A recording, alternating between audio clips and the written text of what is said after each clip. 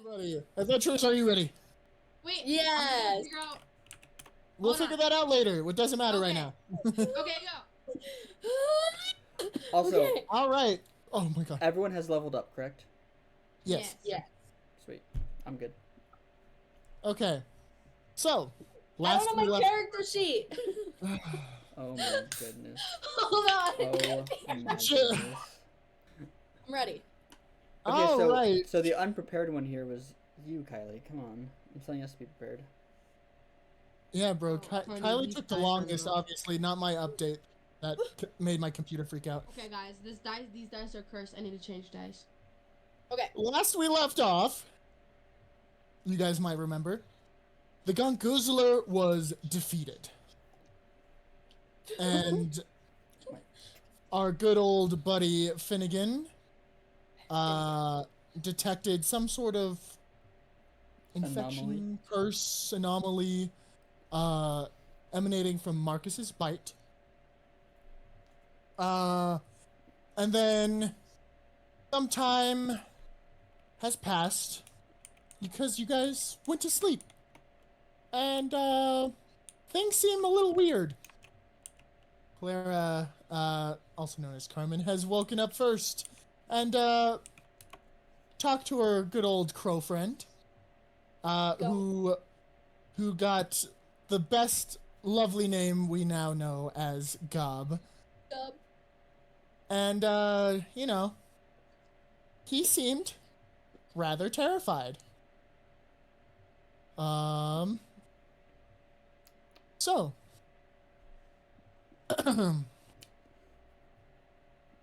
we find ourselves in the woods. Carmen has seen these creatures and moving bones just out in the forest. And the one tall creature with a raven on its shoulder looked directly at Carmen. No one is charging, no one is attacking. But Carmen is alone with a frightened crow on her shoulder. Carmen, how are you gonna start today? What are you gonna do first? I ruined everything. How far away is the cabin where Finn and Ember are sleeping? It is behind you about 10 feet. Okay. I am going to use my druid craft, and I am going to make them hear a big alarm. Wee woo wee woo wee woo. So it'll wake them up, and they can come help me. Okay.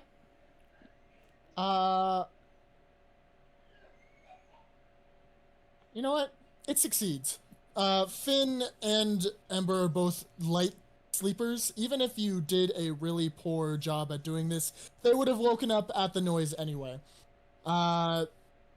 So both Ember and Finn rise out of their beds, hearing an annoying alarm clock, and the Ember's like swinging, trying to turn off the alarm clock, but hitting literally nothing. And eventually that spell, you know, you stop it as you see them rise, and, you know, they're kind of looking confused. But now everyone's awake. Okay, I'm gonna be like, there's gonna be a window right there, and I'm gonna be like, yo guys, I need some help. And then Okay. A question. yes. Are you shouting this right now? Yeah. I feel like that's what my character would do, so yeah. Okay, but like. Roll a d20 right now. Oh no.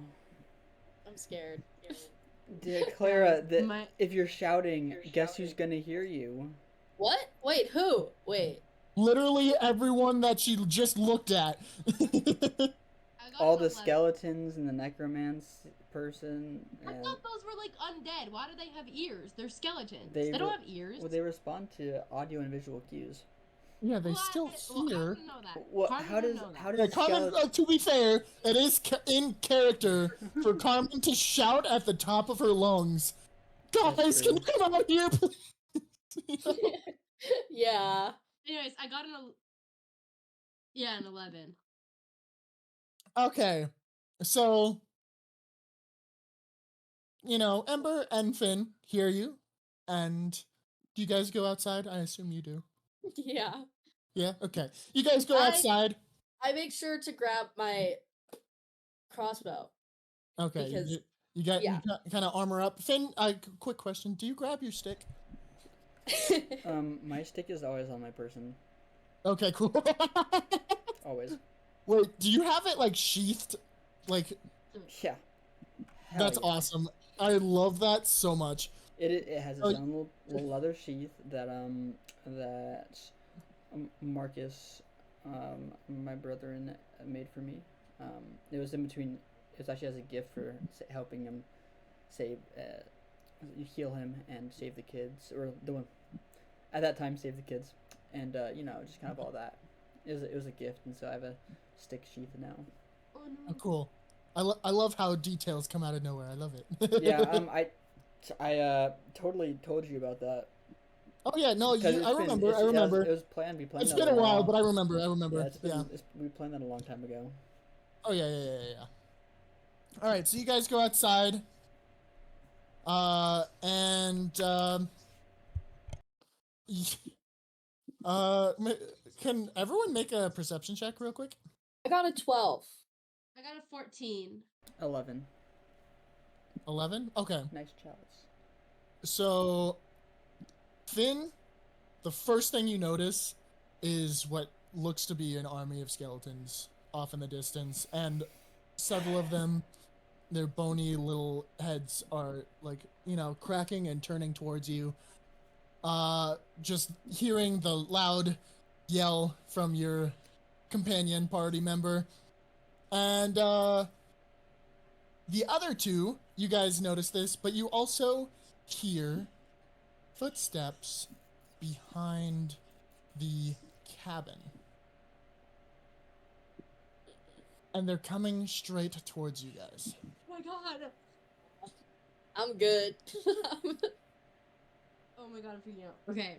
So these footsteps approach you, and from around the corner you see a humanoid figure that you guys recognize. As? Now let's take a step back. Oh my god! I hate it! We all know that I like to do this. It's become a joke now. I'm going to give you a little bit of context, and you'll quickly understand who is approaching you. On November 8th, a lovely assassin shows up to a tavern in Light Vale City. That tavern is empty, with slightly cracked and damaged windows, presumably from angry patrons not getting their alcohol, and no reason for this place to be closed. And there's a sign in elegant font placed on the front, assumably from the Paladin sect. Just says temporarily closed. There must have been enough ruckus for the Paladins to get involved to put their little sign up. Cordelia uses her years of experience to get past this lock and frantically checks the area. Nothing seems stolen, but Ember and her belongings are missing. She goes around town, see if anyone knows anything, and she also goes and informs the CC about their missing bartender. They already knew, the Paladins had informed him, but the CC gives Cordelia executive orders: find our bartender, and whoever made her go missing, bring them immense pain. So for the next couple days, she goes around, finds out as much information about where her whereabouts might have been. She hears that a local paladin as well as a gnome has also been reported missing in the town. She believes this must be connected, as they all seem to have gone missing on the same day. So she keeps everything going. She makes sure these new workers at the pub get situated, and that Ember's position is, at least for the time being, filled and taken care of, and those windows get replaced. And then on the third day,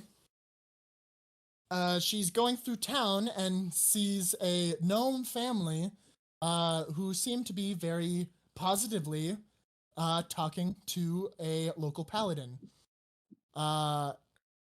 She kind of approaches, wondering if they had any connection to this missing gnome, and that she hears this. Our daughter sent us a crow to tell us that she's okay and she's on some quest type thing, and apparently it's hard to explain why she wasn't able to tell us what, like, when she went or anything. But the crow, apparently his name is Gob or something. The best we can get out of him is "time silly." So I assume that this is some magical quest. But I think she's okay. I don't think our daughter would go out alone. So maybe your missing paladin and bartender are keeping her company and protecting our little girl. The paladins are very thankful for this information and convene together and discuss there seems to be a time anomaly causing issues around the world. The report from the gnome family seems to match up with other information that they gathered, and they also received an anonymous letter stating that things may be missing due to a collapse in time and space, and that a quest is being carried out to halt it. One of the paladins notes that if Finnegan is a member of this party, I have high confidence that things will be set straight, and order will be restored. Let us inform that boat lender that we might know where his missing boat is gone. So Cordelia hears all this, and she kind of panics. She knows that if they took a boat, Ember would never just go into the ocean with some random strangers that she probably doesn't know or trust. And so the best bet is if they have a boat, they must have gone upstream. And Cordelia is deathly afraid of the dark mages, as she remembers that is one of the ways, or they are presumably the people that took away both her father and her uncle. Cordelia stalks that gnome family, as one does, and corners them and demands that she can accompany that crow back to where it came from. They are hesitant, knowing that she must be an assassin just by the way she looks and just some of the things she wears on her body. But they have no reason to believe that their daughter would be a mark for assassination, so it's easy to sway them to understand what's going on. Especially after Cordelia mentions her connection to the missing bartender, they agree to, bring her to Gob. And Gob is over at the gnome farmstead, eating like a king. He's just eaten all the freshest of seeds, and looks like the happiest crow you've ever seen. You can really tell that maybe he's really getting used to these gnome folk, and maybe he wants to see if they'll be his friend. Also, I realized that his name is not yet Gob, so this is a time error on my part. I just realized that. They don't know what his name is. Ignore everything that I've said. Gob doesn't know his own name yet. I spent so much time trying to make sure I can get my timeline stuff wrong, and I'm so upset that I missed something. Your continuity. Okay. Come on, Jam. I know. You had weeks to prepare. I literally did, and I only prepared the last 2 days. No, I know. So Cordelia is asked to stay for supper, and stay the night, and she'd rather not do so because she feels uncomfortable with these random people trying to offer a place. But she's persuaded because her leader, the crow, doesn't want to leave his very comfy setup that he's got. So she has to kind of wait for him. But she stays the night and just has a lovely dinner with this lovely gnome family. And the next morning, Cordelia kind of is saddened. Not because of leaving the gnome's place. She just kind of misses the feeling of being part of a family, and that kind of really reminded her of that. But it's okay.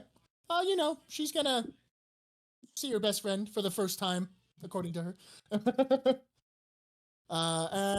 So though Gob is kind of leading the way, she accepts, or Gob accepts that Cordelia wants to avoid the dark mages as much as possible, so they kind of go a long way around, and eventually, they kind of find a boat that looks familiar, seems to be the missing boat that she has heard of, and she kind of breathes a sigh of relief knowing that they aren't lost to the river tide from the dark mages. Yeah, because I And finally, row up on that easy. yes, sir. Oh yeah, late on the 12th of November, she arrives at the campsite, greeted by Marcus and Silvaria. They confirm that the party's there, but seems to be experiencing a time skip. Because they have been MIA for a couple days now, maybe more than a week. Time is weird out in the forest sometimes. Not like the time is falling apart or anything, but Oh yeah, no. it definitely has been more than a week by now. Wait, we were gone for a week? You've been gone for more than a week so far. You mean like in general? From home. So since we left. no. Wait, so after we killed the Gongoozler, there's been a week past that we just skipped over? So far, you guys are still asleep. So. Okay. But it's been a week. So why did I wake up and why was I still tired? If we slept for a week. I'm sorry. Why are you confused? So you guys went to sleep after defeating the Gongoozler, and now time is skipping while you guys are asleep. You have been asleep for 1 full week already, and a few days. You guys are still skipping right now. But to you guys, time is just happening. You're just sleeping. You're snoozing. Having a good 8 hours, But yeah. So Marcus and Cordelia kind of explain that she's able to wait until they come to. They kind of dealt with this before with the last party who went through. And with the camp filled with the leaders, the kids, and the party, and the fact that Cordelia doesn't want to be around kids like ever, they offer a little fishing cabin kind of area up at the lake where you guys beat the Gongoozler.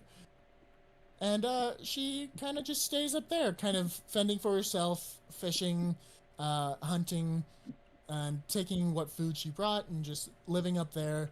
Every once in a while being checked on by Marcus and Silvaria. And then on the 16th, please note that I am saying dates so you can at least kind of keep track of how much time has passed.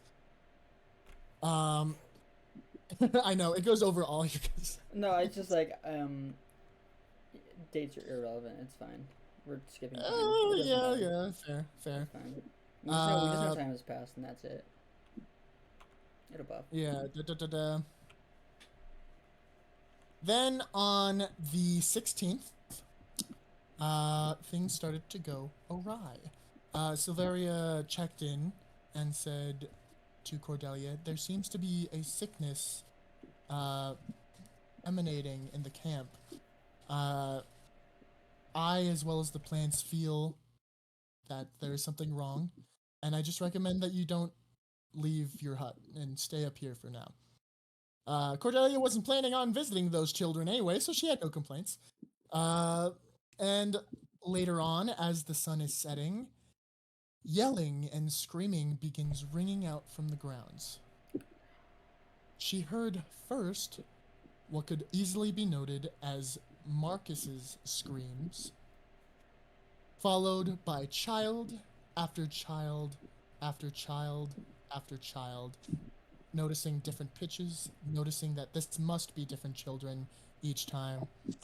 Uh, and as Cordelia is like, oh, maybe I should go down there and see what's happening. That doesn't sound like sickness. That sounds like someone is being murdered.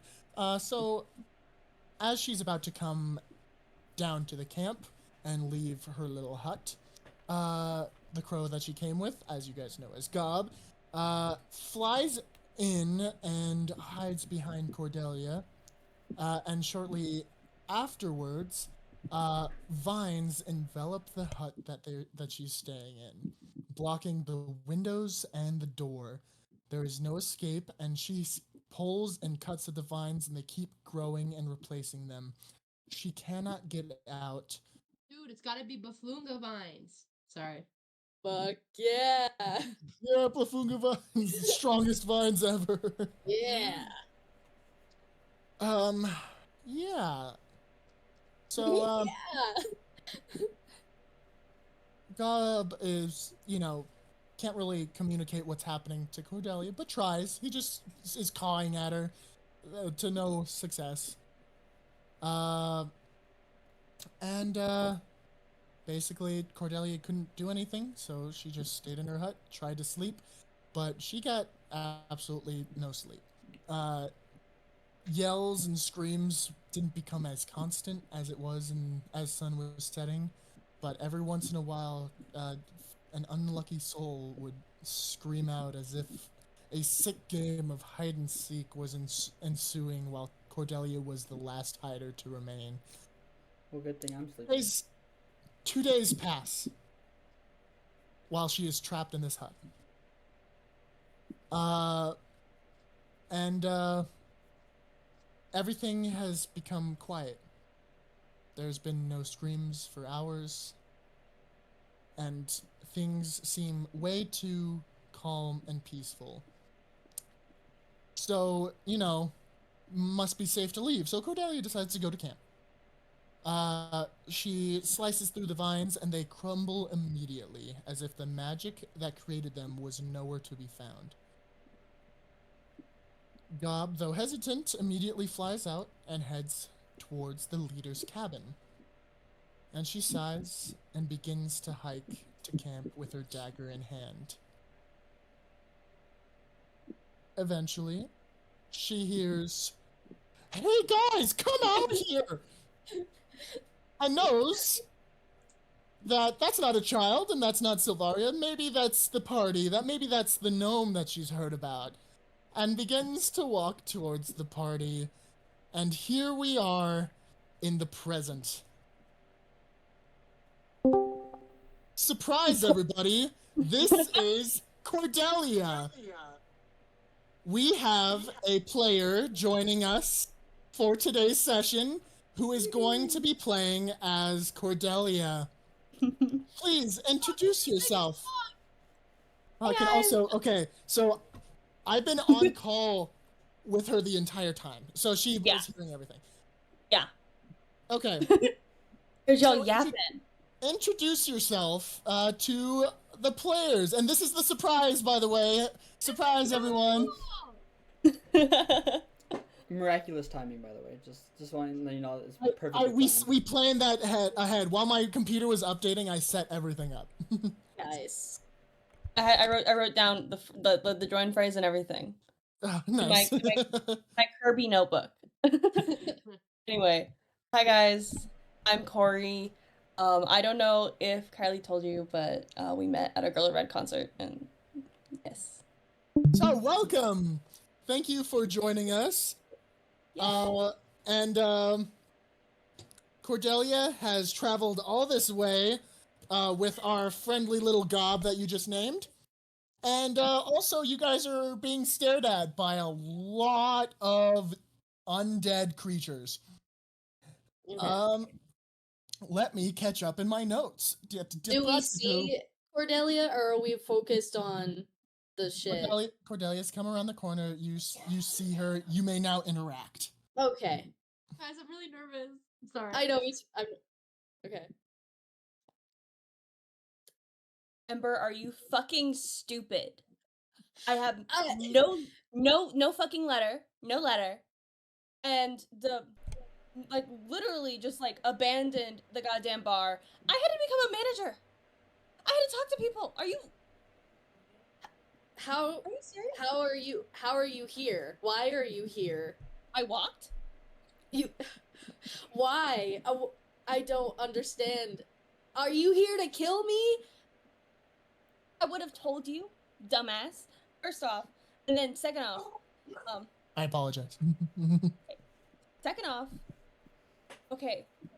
So apparently, the dog and the gnome get to write letters and tell their friends and family that they're okay. Those two, they get to tell their friends and family that they're fine. They're okay. Things are just going on. No, I have to find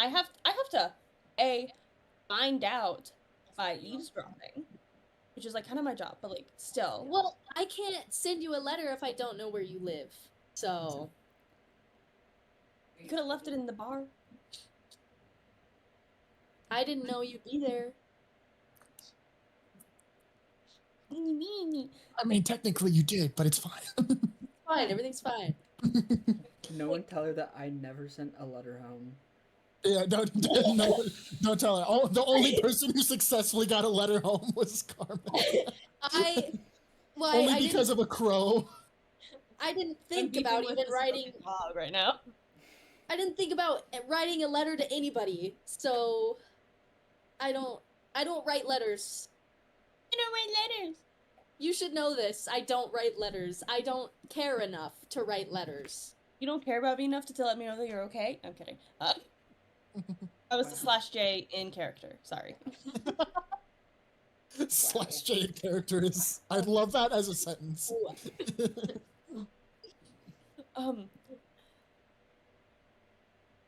I had to stay on a farm with a crow with 2 other people.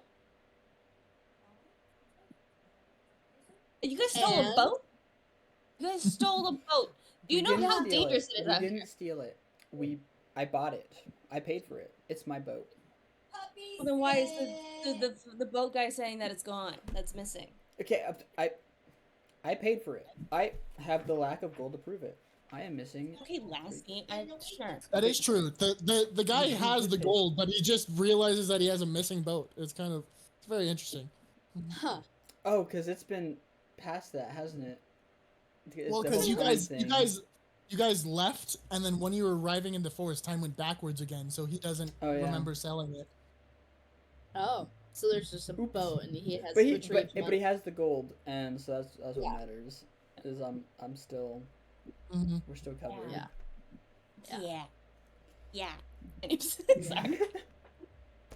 I feel like I'm being too mean, but I know I'm in character.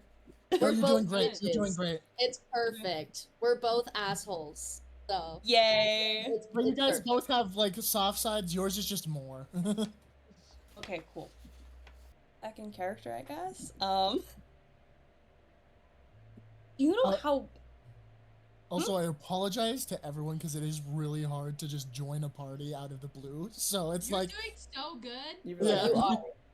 You're doing great. I'm proud of you. Things are going great. Out of nowhere.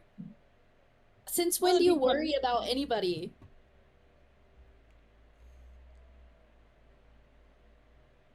I start making it. No, I'm kidding. That would be low key. That'd be kind of in character, but it's fine. No. No heart emoji. Not yet. Anyway. You disappear. Is this like a habit now? Are you just gonna like disappear? I didn't know it was gonna happen. Some random ass guy came up and said, "Oh, the world's gonna end if you don't do some shit." And so now I guess I'm doing some shit with some 2 random creatures. We're not random. You guys are great. Thanks. Yeah. You're great. But in I the apo- moment, it was I random. apologize. That's why Okay. you listen to old people. I know, you're right. I should have killed him on the spot, but Yeah. you know. Hey, you threatened me the first time we met. Yeah. She's I did. actually half kind to me, believe it or not. It's kind of wild. Wait, what happened? She's half kind to me. This is one person's dog talk also. He is a cute golden retriever, so. Yeah, I watched like the first 30 minutes of I the have a- VOD, so I know of the characters. Perfect. Awesome. Yeah. What the heck? Okay, so let me get this straight. You're in the middle of the woods. You're in the middle of the woods. I'm like 95% sure an entire camp of kids just got murdered. What? 99.9% sure a bunch of kids just got fucking murked. Okay? You're in the woods with a dog and a gnome that you don't know. They don't know. Gob. And Gob. Who the fuck is Gob? It's my Technic- bird. Show some respect. Oh, the Also, bird that I had to follow to find you. Yeah. Also, the bird that I had. Ember, you don't know who Gob is yet. You just know a Oh. crow. The fucking crow. Carmen, introduce Gob real quick. So this is Gob, my best friend, and you will be nice to him because he helped you get here, and he's awesome. So, I will say to the rest of the party, anytime Gob speaks, only Carmen can hear what he's saying. To everyone else, it's just ah. But to Carmen, it's hi. he says I was hi. stuck. I was stuck in a cabin with that bird. I had to follow that bird to find you guys. First of all, Did you feed him? Yes, I fed your dumbass bird. Is he alive? Yes. That answers your question. Okay. I will say Gob does kind of appreciate Cordelia just for how their little journey together. Emotional support. Cute. Emotional support crow. Gob is making friends. He literally is, and it's great. Yeah. I love it. Okay. Let me get this, Ember. Let me get this. Let me set the scene Yes, for you I because left. apparently I left with these creatures. I left with them. Okay? I left. I'm allowed to leave. I leave all the time to go kill people for a living. and I would just appreciate a freaking letter.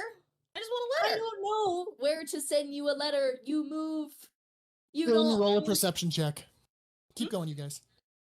Finn, You- roll a perception check. Everyone else, keep talking. We're arguing while there's skeletons. Like, what the fuck is going on over here? You move. You don't have 17. a place. You just I'm gonna text you something. type. You know that I visit you at the tavern. Yeah, but you don't have a place. You barely ever visit me. I don't know when you're gonna come around. So why would I leave a letter? Because I care about you, you dumb fuck. Ew. Anyway, so earlier, Cordelia, you said that a bunch of kids got killed. Kids here? Did you not hear them like screaming for their fucking lives? No, we literally saw them all last night. I was stuck in a cabin for 2 days listening to them getting murdered. Did another time jump happen? Because What are you that's talking about? the only thing that I could think of. Because if we couldn't hear them scream, Oh no. either we are really deep sleepers, which I'm not, or Cordelia, what day is it? Hmm? What day is it? It's the 18th. I think, because he said 2 days passed since the 16th. I have it written down. I'm doing math, guys. Also, every single time they've interacted with Cordelia, she's had the date on her, so it's been great. That's awesome. Thank you. Yeah, okay. And would our party know, like, that there's been a time skip now that we have like the date confirmed? Well, yes, of course, because Okay. it was the 4th last you checked. oh. Can and you now just it's run the a little mad 18th. now? That's 2 weeks. You said one. Oh shit, we've been out for 2 weeks. I said one while I was in the middle of the story, and then more days passed. Okay, that's why I said one so far. If you kept track of the date, no, I'm kidding. Oh dear. Okay. Oh dear, is You know right. He died? What? Have you seen Marcus or Silvaria? Oh dear. No, I have not seen them since I got stuck in a cabin with your bird. Let me stay in a So, fishing hut. which is are they very nice dead of them. then? I don't know. I haven't seen their bodies. But I heard Marcus screaming. You heard it. When did you hear him screaming? 2 days ago. 16th? The 16th, I think, yes. Cool. Because, okay, out of character for a second.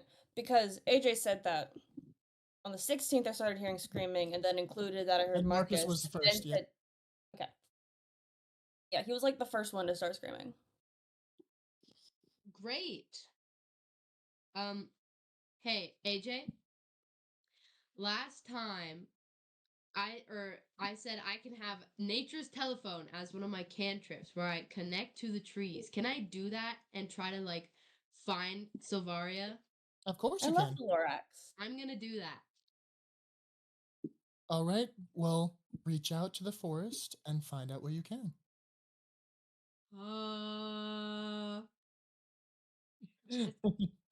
Okay. Okay.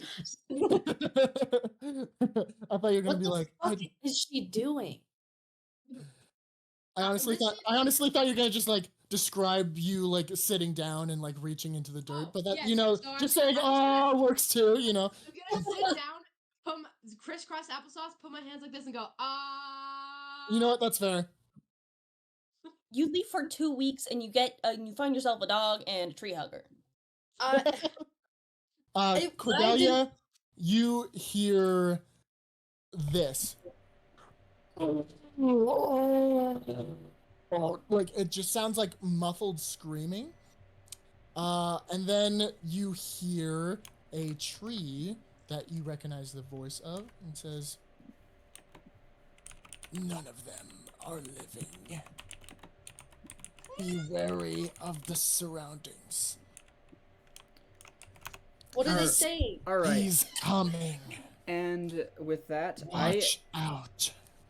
I'm going to take. I'm gonna move about 20 feet to the side and cast Divine Smite. On Oh this round. no! Oh no!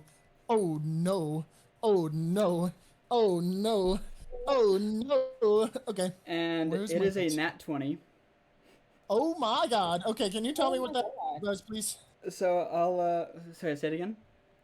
Can you tell me what that does, please? This Yes. So Divine Smite. it's I use a spell slot to deal. Not only is it 2d8 damage, but because they are undead and they are skeletons, it's an extra 1d8 plus my sword, which is another d8, so a total of 4. Sweet Christ! Go for it, I guess. Roll to hit. Oh, I gotta find my dice. Oh wait, no, you got a 20. Roll for damage. Yeah, that's what I'm Yeah. saying. Is I got a 20, so This Wait, dog got and hands. is it a nat 20? Mm-hmm. Oh, I didn't. wait, okay. I didn't even. I just rolled like standard damage. I didn't put like strength on this or anything. I just did. Oh, that's 23. So 23, and you're attacking Does these a 23 skeletons. hit? Yeah, it does. For So you're saying a total without it being a critical is 4d8. and actually, and okay, so I rolled all 4, and it's with the crit, it'd be a total of 44 damage. Oh my god. Holy shit. Okay. I So knew- you do this, you swing swung, and your blade glows with a golden light that matches your fur in the sunlight. And just as you swing, each bone that it hits disintegrates on contact and slices through all the 3 skeletons that were standing right there, killing them all instantly, and their bones turn to dust. In doing this action, the entire army of skeletons are now looking at you and approaching on your location. Party, please roll initiative. Perfect. That's great. Okay. It's fine. Let me pull up my Google. Do I roll the d20 for that? I got a 16. God, Yeah, I was a in D20. ready for combat immediately, bro. I was not ready. Yeah, but Oh, but because I you got said a 5. because you said oh no, I figured that they're gonna at some point it was gonna become one of the other ones was going to swung at them, and so I figured I would just swung first because I can't say hey don't attack them yet to see if they attack. So I was just gonna. I mean, Got 19. bold decision. You did just murder a child, but even it's okay. The child was already murdered. Yeah, exactly. So it's there. You said skeletons, not dead people. Yeah. Well, I Okay. guess they are dead Yeah. people. That was like kind of glorious. I'm not gonna lie. Dude, Jesus Christ. Is this when I tell you guys that I don't have my ability scores yet? It's totally fine. We'll figure it out. Okay, basically, your stats are going to be very similar to Ember's just because of how you're raised. The main difference is dagger proficiency versus crossbow proficiency between the two of you. So if you need a stat that we haven't yet written down, go off of Ember's. That'll be my quick solution until we get that fully figured out. First up in the lineup is Cordelia. You're first in the line to attack. You are about 40 feet from a mob of small skeletons. Okay. And Ember, what's your speed? 30? 35. 35. So you can, in this turn, you can only really approach unless you have a ranged weapon, but I don't know if you are subtracting a crossbow from your inventory and adding a dagger. I do not know if you have it ranged. I apparently have a crossbow and a long sword. So Yes, that is yeah, correct. yeah. So crossbow you have a speed. longsword and a dagger, basically, instead of a crossbow. Which you can throw your dagger, but then you would need to get it. Casually, yeah. You should run up to and just slam a skeleton with your fist. Just get your dagger back. Yeah, so everyone is 40 feet from this army, except for Finn. You approach 20 feet, right? Yeah. You are 20 feet away. And I'm not next yet, so. And then I will note the one creature with that I described with the horned mask and the raven on its shoulder is standing way far back. It is not engaging. It is just observing. But it is attackable if you so choose to go towards that creature. I gotta jump into another boss fight immediately. You have What? no idea. You have Oh. no idea. Cool. That Okay. makes me Uh, scared. Here, you know what? Since you guys all rolled initiative, let's let everyone roll a quick perception check. Oh fuck! What? So, Just so roll it. 20. yeah, so roll a d20 and then you add my your God. wisdom. You add your wisdom score to it. So it's not you don't add 12, but you add so it's like a number like what's Ember's wisdom? It's 3 plus 3. So yeah, so you add 3 to your roll. I got a Okay, 10. I got Actually, if she's rogue, I think you should be What? another 21. 22? What's 19 plus 3? 22. 22. Yeah. I rolled another 19. And Finn, I- do +5 instead of +3 for yours. Sweet. Oh, then I got a dirty 20. A dirty I 20. got a then? 15. Perfect. So I don't think you guys Cordelia should do and Finn, it helps that you guys are first in combat too.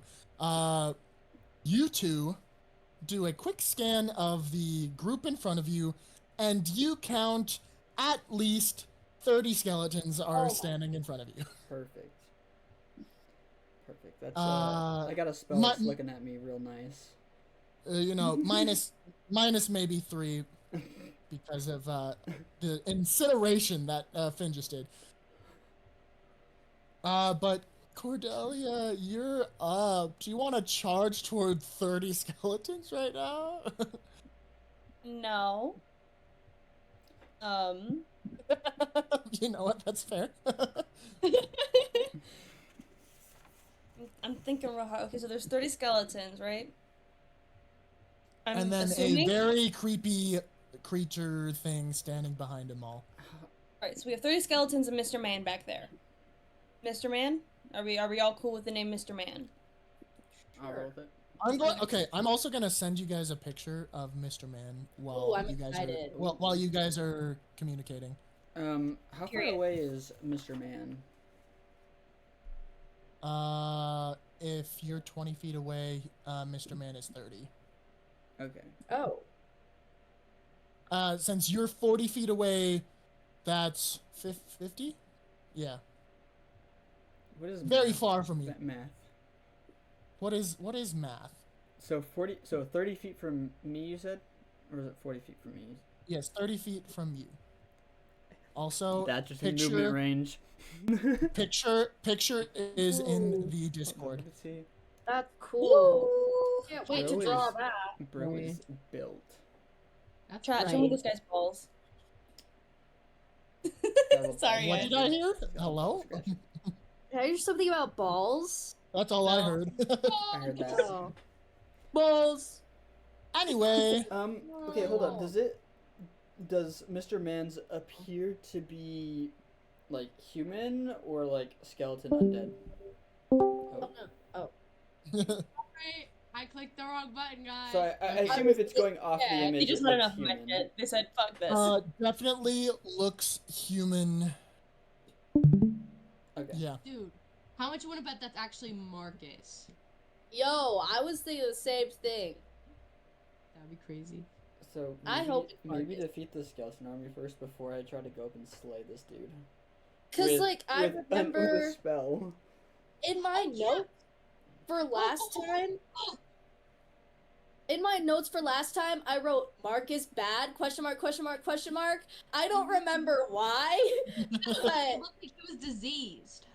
oh yeah. He did Okay, scream okay. first. Good. I'm glad I chose the spell I did. Okay. Alright, going back to my turn, I'm assuming. Yes, you're first. Okay.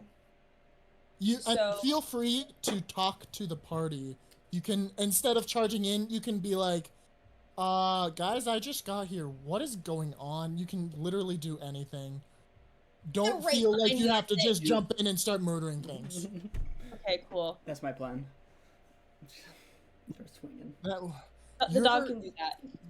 For being so lawful good, jumping in and murdering things shouldn't be your first thing. For being lawful good to a paladin, a skeleton is of the evil variety. So it's only within nature that. Also, they're bones, and I like bones because it's. That is very true. Aw, wait, that's cute. I actually It disintegrated. is- They didn't Yeah, you disintegrate. disintegrated no your bones. Yeah, there's no bones left of those kids, but Okay, so I'm assuming since they're children skeletons, right? Small skeletons. Yes, they're No, children. they're children. dinosaur skeletons. Are they small? Are they small skeletons? yes. Okay, But so it's like all the party product- members except for you, because you didn't spend any time with the children, can recognize some of the children that you interacted with just by Oh, that's sad. how they as skeletons act and how they have pieces of their flesh left behind. That is Can I so just take- sad. And Can I? you look like, since you guys got such high perception up at the top there, at least my point of view, Finn and Cordelia, you can clearly see several kids with flower crowns and flowers up on their head. So the skin Oh, fell off, that's- but the flower crowns didn't. Right? I would be sad if I liked kids. Anyway, I have to remember that my character does like kids because I'm lawful good. Right? I have to remember that I fucking hate kids. this isn't hard for me at true. all. I hate kids. Me too. Ugh. Anyways, Okay, go ahead, Cordelia. After getting all the what you see stuff out of the way, and Are they feel free like to do- taking orders from the guy, or is he just like there? It is Wait, unknown. the guy hasn't talked yet. Yeah, it is unknown if there is anyone controlling anyone at this moment in time. Okay, what are the skeletons doing right now? Are they like coming towards us? Are they like, you know? After Finn disintegrated 3 of their friends there, they seem upset, and they look to be charging at Finn and don't care about the rest of the party. My house Okay, so says I I'll take turn it. to. What is your character's name? Ember? I know Ember. What's the dwarf's name? Carmen? The gnome? Carmen, yeah. Okay. I turn to Carmen and I'm like, get your fucking dog. What's going on? Like, Okay. Finn, you're up next. Hey, you know, just to know, it was a natural reaction because bones and skeletons. I'm actually.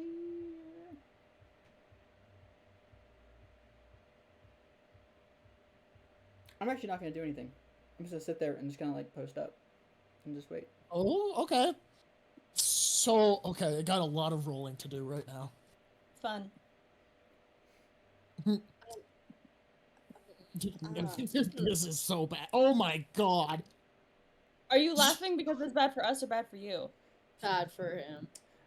So Jam maliciously gets low rolls when it comes to enemies for no reason, and it's really funny. Yeah. I really do. It's so bad. Oh my They god. are, So I it mean, they're doesn't. technically children. Oh no. They could end up be hitting each other, but Okay. like my armor class is like the highest out of everyone else's here. so Finn's armor I'm- class is 16. I am incredibly hard to hit. I'm almost Oh. there. Hold And then on. for the most part, if it does, and they do deal damage, they always deal like super low damage because of his terrible rolls. It's great. Oh wait, that's the wrong stats. Hold on. Look at these stats. That's what I thought. It's part of the role playing because they're all children. Okay. And children, So- children just Exactly.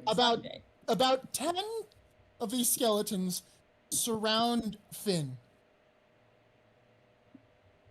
One of them just like whacks Finn with a rock for 2 damage. Here, where's my damage die? Hold up. And Wait, then I don't have enough. I don't have my I gotta use 2 dice to figure out how much I have left. and then 20, literally 6. every single other skeleton kid either trips over one another, gets up close, and instead of attacking,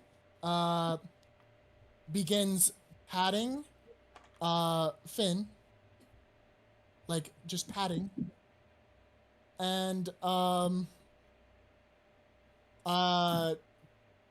a few of them, I would say 2 of them, approach the pile of ashes that was the 3 skeletons, and they seem like they mourn. I'm glad I didn't start slaying some more then, just in case.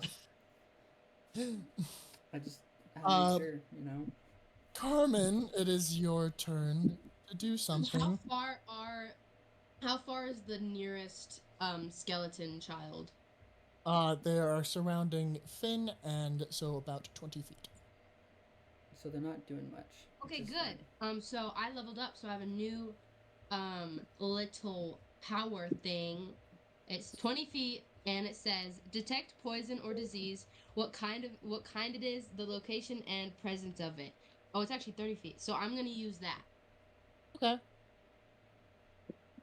So you reach out to these skeletons and try to detect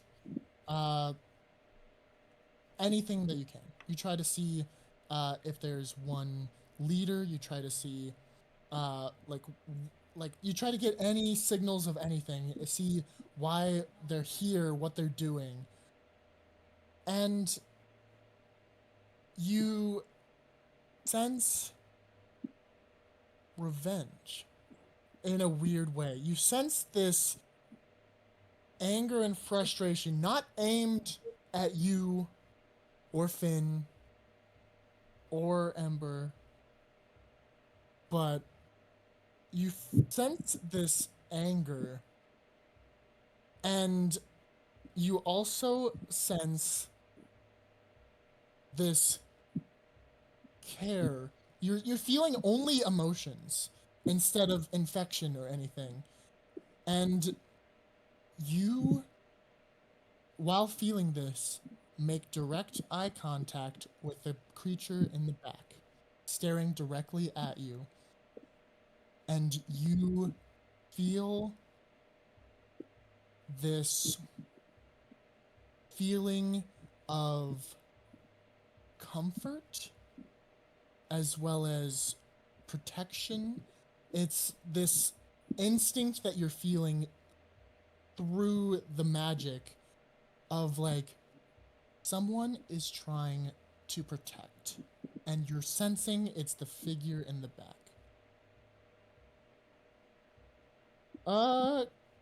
Ember, it's your turn. I don't even know what I want to do. You can I'm ask. gonna- You can always ask Carmen what she just did because you have no idea. You can always attack with a crossbow because that's something that Ember would do when they see children. Whatever you want to do. I yeah. don't even. I feel like a crossbow wouldn't do much to skeletons. So I'm just gonna. Could be very brittle bones. You have no idea. Yeah, I don't know. I'm gonna ask Carmen what she's doing and why. Listen, I'm just so connected with life right now. Bro just and I'm- went from 0 to hippie in 3 seconds. Became a sage. I'm just, Literally. Listen, you wouldn't get it, Ember. But I do notice that you see that guy in the back. I think I think we need to go for him, and maybe if we go for him, then everybody else will die. Because I think they're trying to protect the big guy in the back. Okay. But I don't know. It's like I could feel what they were feeling because I'm so in touch. But it was like they were. It was like revenge. That's the thing I got. But it wasn't towards any of us. So I don't really know. That's all I'm gonna tell you. So I think. Hey, you know what? We should tell Finn this. Finn's like the strongest one out of all of us. No offense. Yell it to him. Hey, no, I'm just kidding. Just kidding. That's a joke. That's a joke. You totally could. I mean, you could. They already have the attention on you. That's what I would do. Finn! We gotta attack the guy in the back. Just let him hear that. The guy in the bag is just like, what the fuck did I do? He's like, hey, yo, wait a minute. So what I noticed from all of this while they're in the while y'all are partying in the back, I'm over here at the front of the club, the cool skeletons club now. I attacked not knowing what their intent is, just in case, as a protective measure, and then realizing that they're almost sitting there and they're not attacking me in terms of malicious wise. I mean, like, at the same time, like, maybe they were trying to attack me and they just weren't good, or maybe they're just all like, oh, hey, maybe this is not actually a bad person, or like maybe we shouldn't actually attack these. So I'm just gonna come back and say, why don't you just ask the guy what he's doing? Like, Me? yeah, it's not my All turn. right. I'm just Okay. responding to Big you. guy down there. Wait, Doing? wait. Before you say that, speaking of, it is Gob's turn, Oh. and Gob turns to you, Carmen, and goes, Oh. "What Gob? What Gob do?" Okay, you're gonna go fly over there. Oh. Listen, Don't hold on. kill Can you go to try to talk to the raven on that guy's shoulder? I think you could get some pretty good information that way. Get the tea. Bird talk. Gob talk, bird. Does that sound good with you, Gob? Gob, yes. And he flies, and he goes over, clear over all the kids, and lands on a nearby branch, over where that creature is standing. Gob has a little conversation. None of you guys can hear it, so I'm not going to repeat it. And then Gob comes back after a little bit of everyone just kind of standing there while the kids are still kind of like bonking on Finn. Just kind of chilling. You know, What about the one that threw a rock I at him? imagine Yeah. Finn, like, after, like, realizing that they're not, like, being too malicious, he just sits down and all the kids are just... That's literally what it is. I was like, just Yeah. sit down and just not do much. That sounds about right. So while, you know, everyone's just sitting there, the party is just kind of standing there, like, trying to see, and, like, they're just like, I wonder what they're talking about, you know? Gob comes back, lands on your shoulder, and he goes,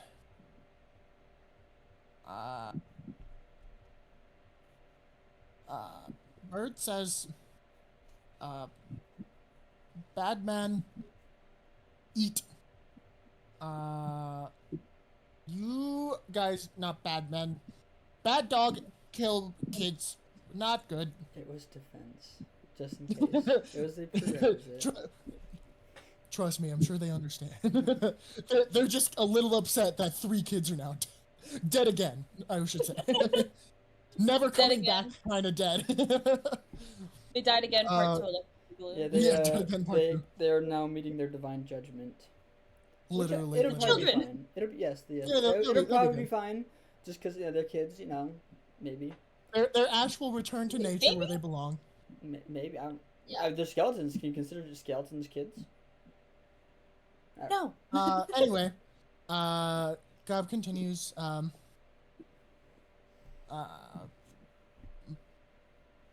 Big lady protect.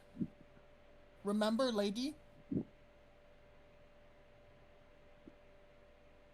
Lady? What's on the shoulder? Lady. Is he talking about Silvaria? Is that the lady? I don't think she's big though. Big lady protect. Don't ask me. Ask the bird on your shoulder. I don't know. Hey, who do you mean by big lady?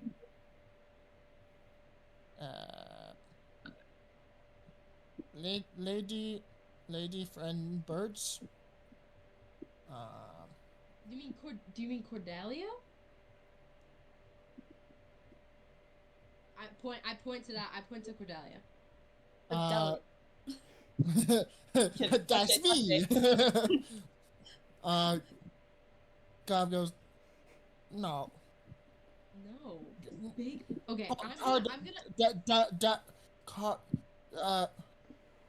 She no crow talk. You crow talk. I crow talk. Oh, yeah. Wait, is he referring to me? I don't know, I'm stupid.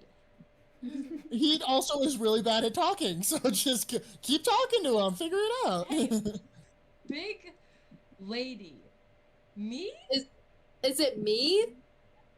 You small lady. You're a gnome, it's okay, valid. I point to Ember. This lady?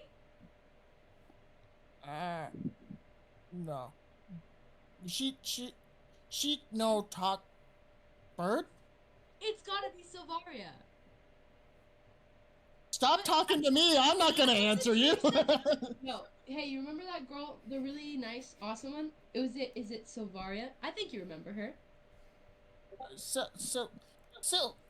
Yeah, Sil? Okay. So, is she alive?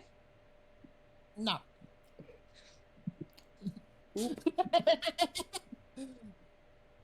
Everybody dead, but one. But Marcus?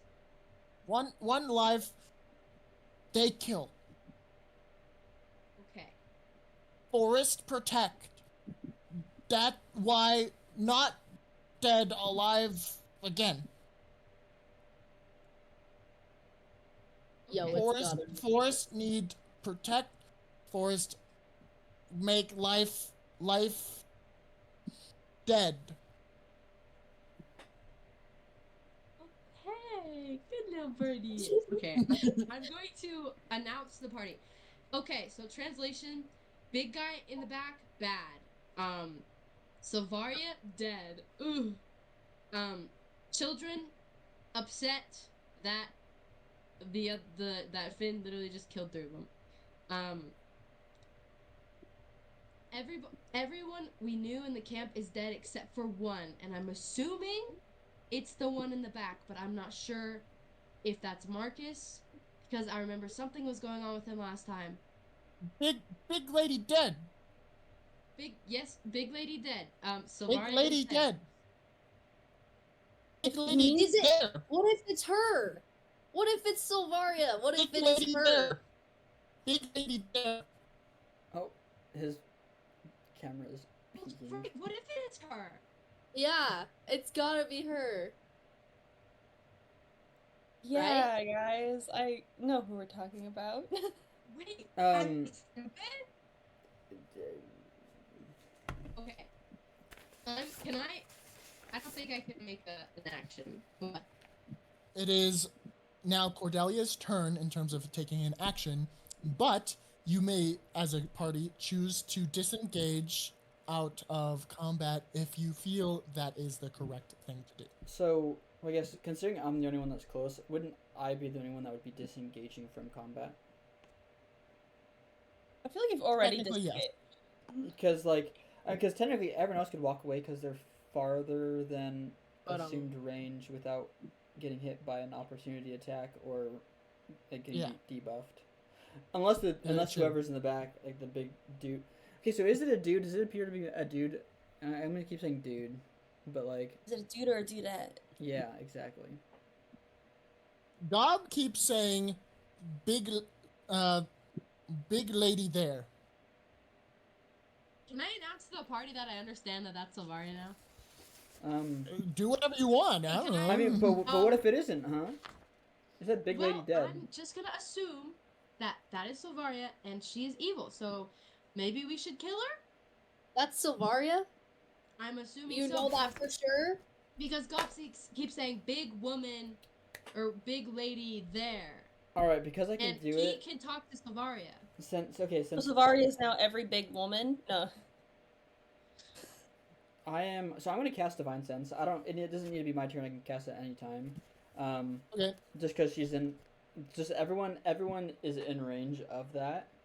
Because it's 60 So feet. basically, wait.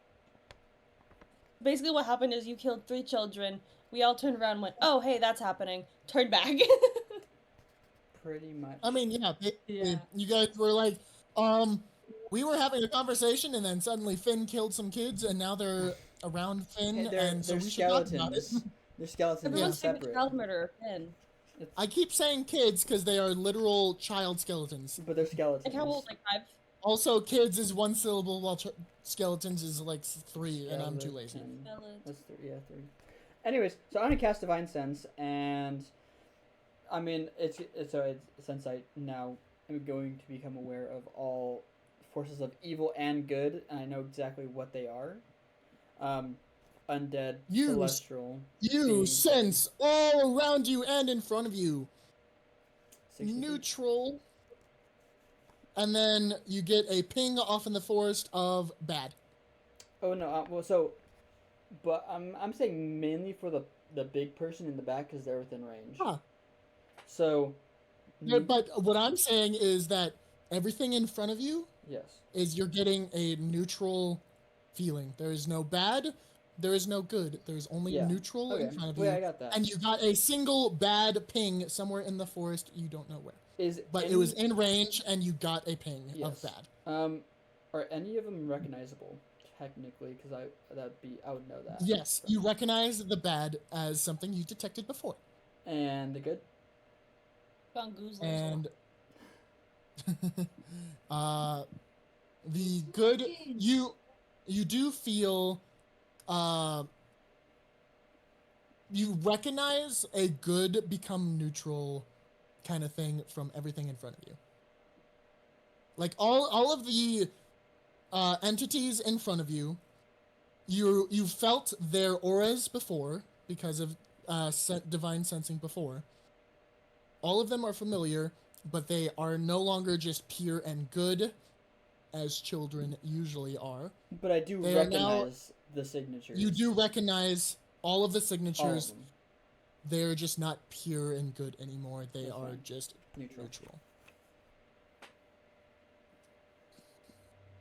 You said as a party we can disengage if we choose to. Yes. If you all collectively say, I want to disengage from combat, I will allow it. Well, that would be my next turn anyways. So Yes. I feel like disengaging would be best because they're really attacking. They're just kind of chilling. yeah, that's why I kind of didn't go forward with that, just because I was like, just in case. Also, because I didn't want to run that far. But Didn't feel like running. Yeah, exactly. And then like considering that like I sat there and then they didn't really attack. I'm not gonna just blame that on bad rolls. Even though I know Jan has terrible rolls. I'm gonna choose to disengage anyways. So I'm gonna call up to them and be like, hey, like we should just. Actually, it's not my turn. I technically can't say anything yet. Cordelia? Yeah, I think disengaging would be good. I give a thumbs up. Pause. All right. Pause up. Pause up. I forget about that. Carmen wag and your Ember? tail. Carmen and Ember, you guys disengaging? Yeah. Sure. Yeah. Perfect. So you all kind of sheathe your weapons after having them out and ready. And immediately all the children, the skeletons, they come out from the bushes, approach the party that they know. Sorry, Cordelia, they kind of avoid you. They approach the party, and they notice that you put away your weapons, so they drop all their sticks and rocks and little bows and arrows and little pocket knives that they had. And they, a couple of them, reach out with their bony little fingers and present a dying flower to each of you guys. Even me? They don't present it to you because they don't know you. And they Yeah. die again? Oh my god. Okay, so you said you said more come out of the woods. You said. all 30 of them basically come to the area that you've been standing in, which is Okay. Central Camp. They were out in the woods, Okay. and the tall figure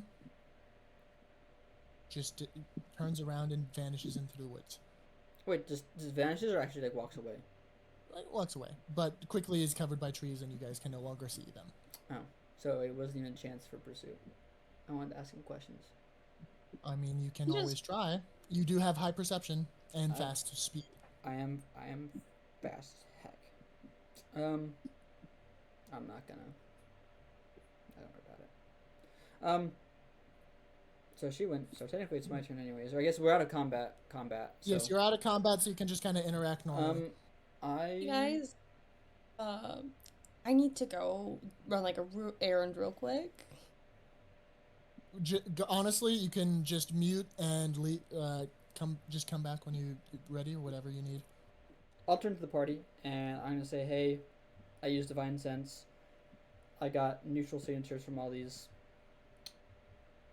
small skeletons. Because if I don't say small skeletons, Jam's gonna say something. Like children. And then I'm What? gonna say, No. and then, okay, hold up, Jen. I'm just clarifying. I did also recognize what you said. I did recognize what the bad signature was. Yes. And It is something that you have sensed before. yes, and did I sense it as bad before? Yes. I'm trying to remember. Because technically, oh, she's outside now. Oh. Because Wow. I know that because I know Marcus, his wasn't bad. Because it was technically it was like an odd mix. What? Here, I'll specify your sense because you do sense it a certain way. That bad that you knew was mixed in is all you sense now. Okay. So since I So am you recognize it as that same signature. okay. Which means I would recognize it as Marcus in the woods. Either turned to evil or something is clouding his aura to make him bad or evil. He's HeeHoo forever. I mean, so technically, since I am lawful good and a paladin, I mean, it's to me, it's like my purpose to like take out things that are evil. So I'm gonna turn to the party and be like, "Hey, just so you know, I recognize that Marcus is giving off an evil presence from the woods, within 60 feet of us." So that is Marcus. Yes. Because it was a very distinct signature because you said it was turned all the way bad. So, what's the plan, Stan? Are we engaging? Like, do we just... I knew there was always something off about him. I think we should go after him. Sweet. I have a spell for this, too. When that jam is gonna Bro's stacked up. Oh, It's and you know what's crazy. great is that I don't even need to use an action for it either. It gives me a bonus action. Anyways, So the kids gave us dying flowers? Yes, they did. Okay. That's not important right Cool. now. We can talk about the dying flowers later. I was just thinking about it, okay? Afterwards. All right. So does the party agree to just kind of go at it? Yeah. Sure. Sweet. Well, just because we're already gonna do it, and I'm already surrounded by these skeletons. I'm slowly going to get up and kind of walk out. So I'm not going to trample them because I don't want to trample any skeleton children. Otherwise, I'm gonna get more mourning and sadness, and heaven forbid. Oh, So no. I know. I gotta make sure I play my character out. Okay. Anyways, so I'm just gonna start going over there. How far away is it? Is this evil presence?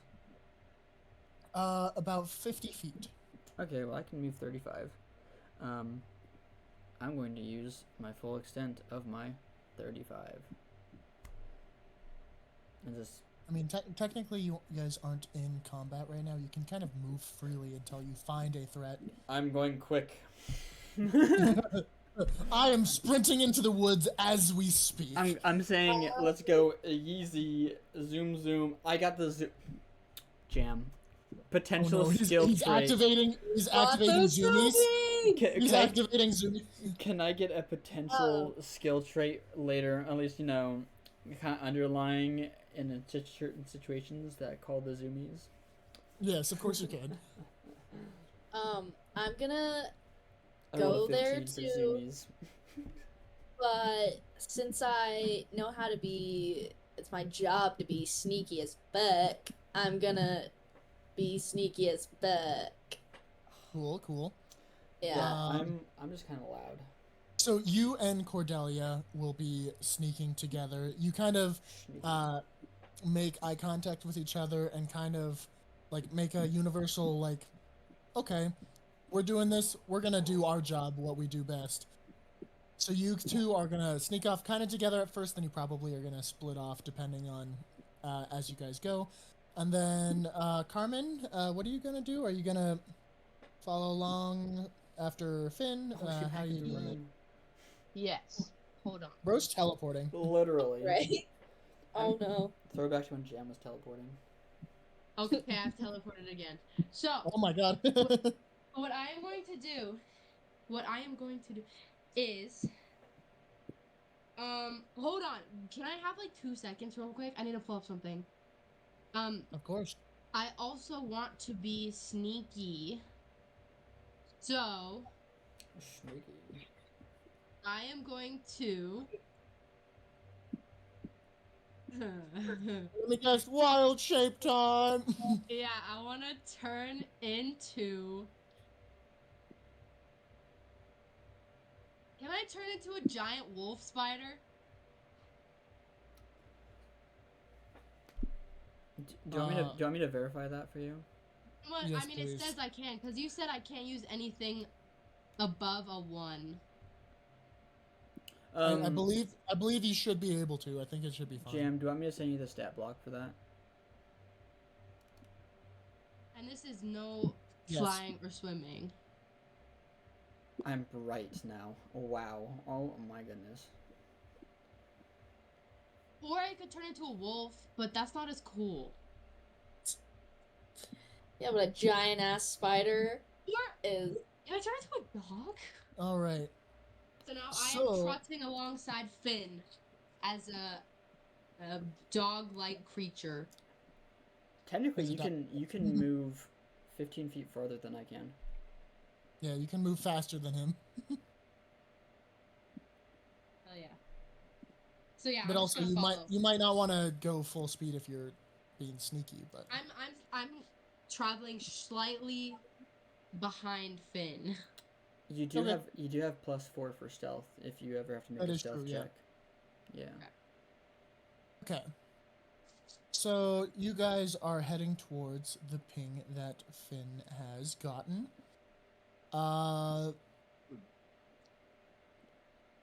Harmon, you are going to sense a voice. And you're just going to hear Hello. just going to hear Actually. helping.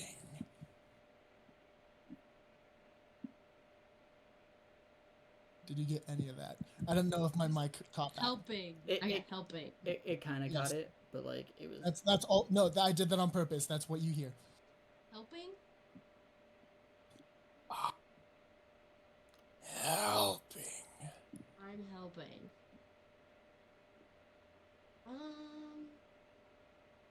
That's all you hear. I'm You- helping. You don't get any context other than that. And it is through a very difficult to understand, raspy voice.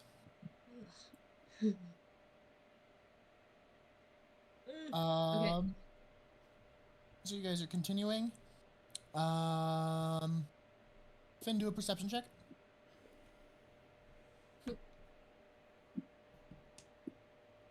I'm gonna add 5 to that, right? Yes. Okay, sweet. 8. 8. Yeesh. Okay. Yeah. I don't really know. Damn, you really needed that 5, huh? I was like, You, as you're trotting along with Carmen behind you, see a rustling in a bush to your right. You just notice a rustle.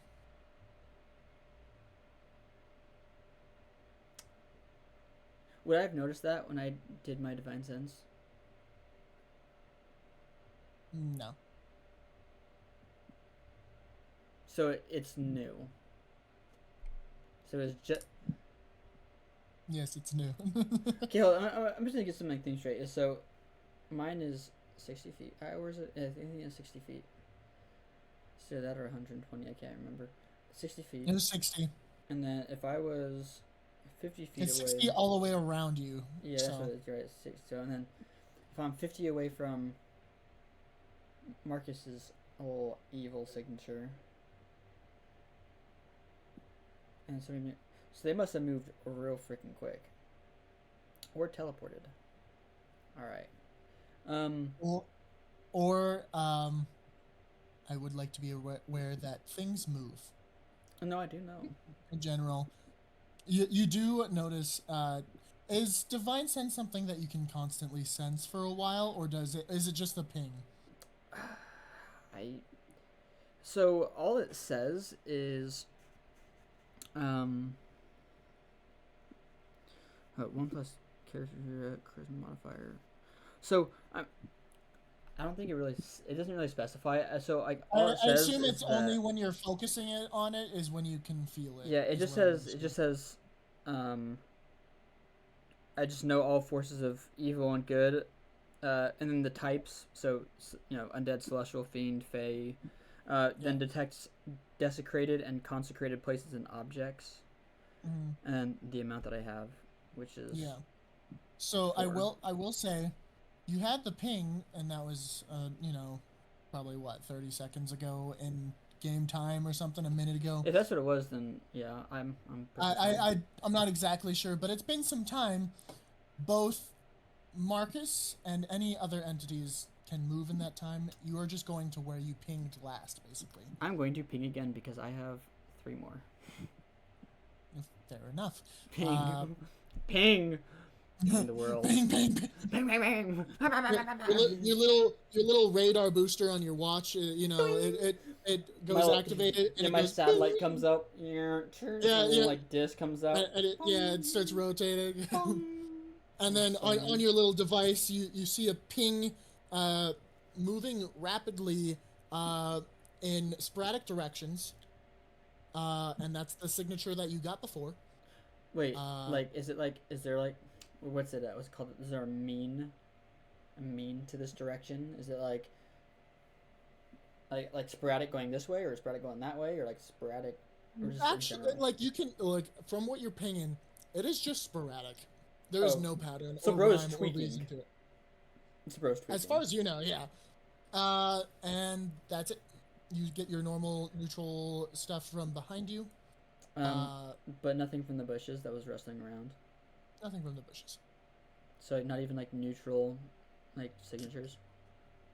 Nothing strong enough to give you a signal. All right, I'm just gonna keep going. Okay. It was a squirrel. I was about to say I'm like it's probably that's actually what I thought was like it's probably a squirrel or something. I'm gonna keep going. Yeah. It was. I'm gonna be honest as a DM. It was a squirrel. I'm so glad I guessed that. I didn't even think about the fact that I was a dog either. I was just like, I was probably a squirrel. It was 100% a squirrel. If you got a higher perception, you would have completely seen it was a squirrel. Okay. You just saw a rustle bush. Yeah, I heard a rustle. I hit ping. I found that Marcus is tweaking, and I just kept going. Yeah, basically. Anyway, that's awkward. You guys keep going. I'm glad I didn't deviate. Yeah, my first instinct was gonna be like, yeah, that's kind of what the hope was. I knew you were hoping for that too. But here's the thing. I was only stalling so Corey/Cordelia will come back. I kind of figured.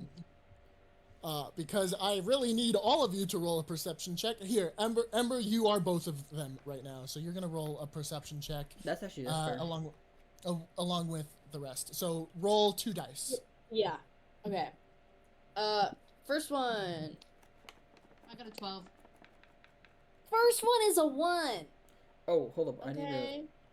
The second. I need to roll a perception check. Is a 5. So, note to self: never let Kylie roll for me. Shut up. Anyways, so we were all rolling a perception check or an initiative check. Perception. Oh, 23. Oh my god. Yeah, I got an 18. Nice. So we got a 1 and a 5 from the assassins. Perception. This. Okay. And then Carmen, what'd you get? I got a 14. 14. Okay, cool. Also, the rolls when I was talking earlier, I was like, it reminds me of the crossbow incident. That's what I was saying. Oh. Whatever. Perception check done. The dogs, they are looking ahead while the other 2 are sneaking. And they see through the clearing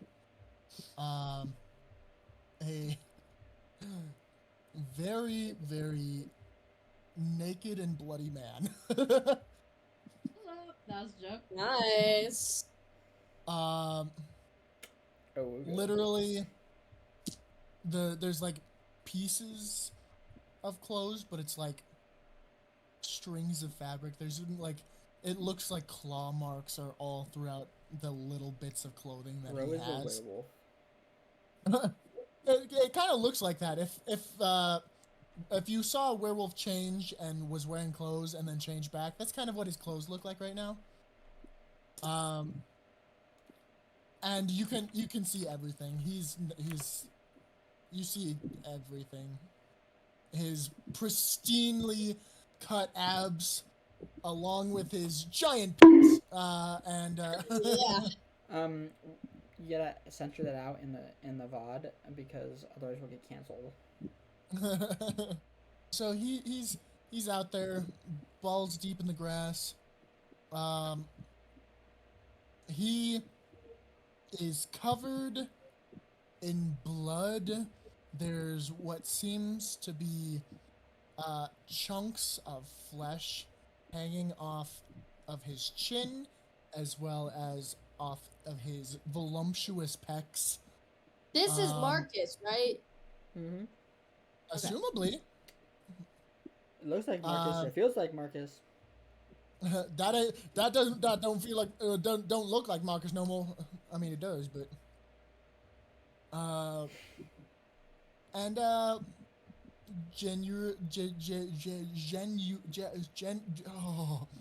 I just had a stroke. Everything's fine.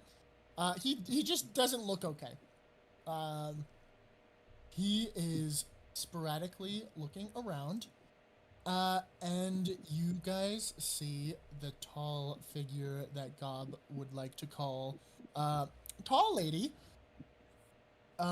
standing on the other side of this clearing,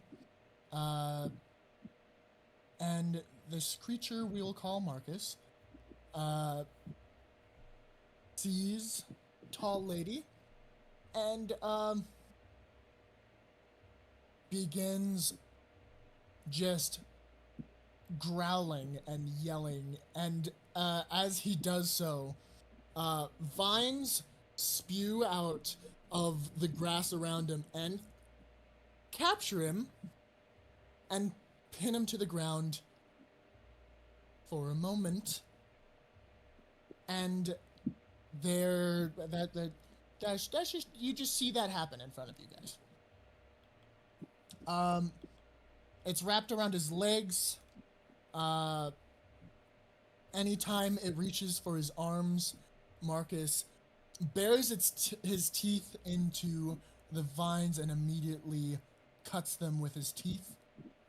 And so he's just, let me get a pose. You guys are gonna recognize it, at least some of you. He's like this, HeeHoo? and his HeeHoo? legs are wrapped down, and he's just HeeHoo!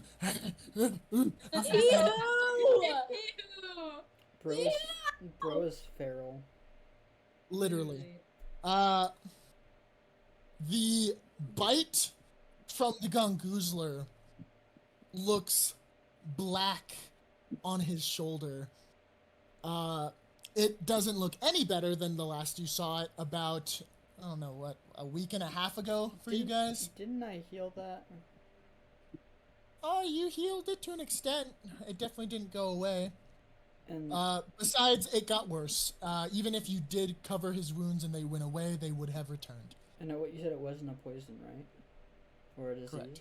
Or at least the disease I didn't have before. Correct. Okay. So bro is just not doing good. Yes. So he's out there being pinned down, and Carmen, you hear the voice again.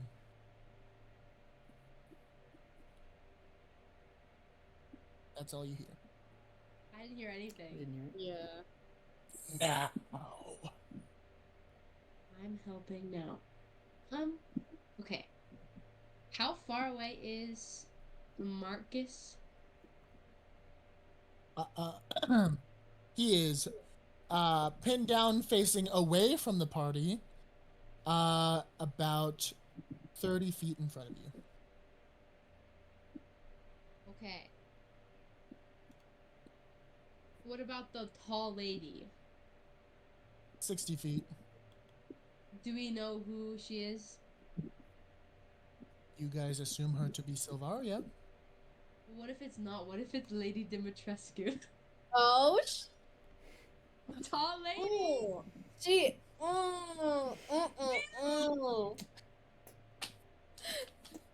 You get it. Okay. I don't know why my brain just went, the ears stay on during sex. I was thinking the same thing. See, I was thinking the same thing, but it was not ears. It was like, The corset or something? yeah, No, I the was gonna dress say, stays the tits on. stay out The during top sex. stays on? Huh? Yeah. The, Yeah. the big black Okay. hat she wears stays on. Oh, Yeah. she's so. Oh my god. Finn, the I'd cat, let her the, kill the me. cat ears stay Over and on, over. alright? Oh fuck yeah. Um, I would let her torture me like all the time. Are we talking about Lady D? Yeah. Okay. Yeah. I can Respectfully, confirm- I would let her as well. No, respectfully same and disrespectfully, and also this is not Lady D in front of you. It's not a vampire. okay. Okay. And the bosoms are not big as you saw in that picture. It's fine. I'm I not mean, upset. sorry, the power is not big like you saw in the picture. Can I cure Marcus's wounds? Can I like go up to him and be like, because I have that as one of my things. I mean, you sure can try. Okay, I'm gonna try. It says 1d8 plus 3. So, you as this dire wolf form, Mhm. Actually, you can't cast it in your direwolf form. You can't? you cannot cast spells. No. Mm-mm. Oh, I didn't know that. Okay, then I won't do that. I- Oh, I was gonna have you approach, turn back into your normal self, and then do it, but it's totally fine. Do what you would like. If Okay, you no, I'm want gonna to. do that. I'm gonna go up there, turn back into my normal self, and then because he'll recognize me, and I'm gonna cure wounds. As she does that, I'm just gonna call out and tell her it's not gonna work. Hey, don't say that. I How tried loudly did you say that? as loud enough for her to hear it. How far away did you call it out? Well, how far away? How- Are you? Oh, yeah, you already she already moved up there, didn't she? I don't know. When did you call it? Did you call it after she had moved? Dude, I didn't or- even know that she approached in the first place. Actually. No, I moved. Well, fair and enough. Then I Well, changed so that. she approached Oh, well, I'm and not did gonna it. say So anything. when? I'm not Oh, gonna say okay. anything. Yeah. No, Well, I didn't. I mean, I thought it was before she approached. well, as she starts approaching, you could say, "Hey," you could say it at that point if you wanted to. No, it's fine. I probably don't know that she can heal actually. Okay, fair enough. So I You mean, guys did go to sleep and level up, and you don't know her new powers yet, except Yeah. for seeing that she changed into a dire wolf, which is new. which I was like, it's perfect. Nothing surprises You're me like, this "Sup, friend? You smell great. I can smell you from here." So you approach, you turn back, and do you have to touch the person, or do you cast it from a distance? I think I cast it from a distance. In touch. How far back are you? I touch. Okay. Fauna you says I touch? touch, so I touch. Okay, so you go up, and you put your hand. Where are you putting your hand? This will determine what happens next. I will tell you that. No, stop. No. Right on his Um, left ass cheek. Well, what's the most hurting that I can see? You assume it to be the black bite mark on his shoulder. Can I if I put my hands on his like head, would it cure his mental state? You could try. Well, I'm not gonna try because you sound like it's not gonna do anything. No. But I it just would. never expected the sentence. Can I cure his mental state? Welcome hello. back. No! Kitty! Wait. Oh, I don't have the soundboard up. Kitty, what are you doing out here? Play it. Play it. You're so Connor, Portuguese. play it. Play it. Play it, Connor. I need you to. I only have the end part. Kitty, what are you doing out here? Did I not see you before? You're There so we go. Portuguese. That's all I got. I don't have Are you anything. back? You're muted, by the way. Are you back? Yes, yes. Okay, perfect. Also, my dog Marley's here. Okay. Also, Dog. quick catch up. You guys, went to seek out the sense of apparently Marcus that Connor sensed, and you go and you found a clearing, and you and Ember are currently sneaking as assassins do. Dog. Big Alright, he's really Dog. Dog, what are you doing out here? Did I not see you you before? No Portuguese.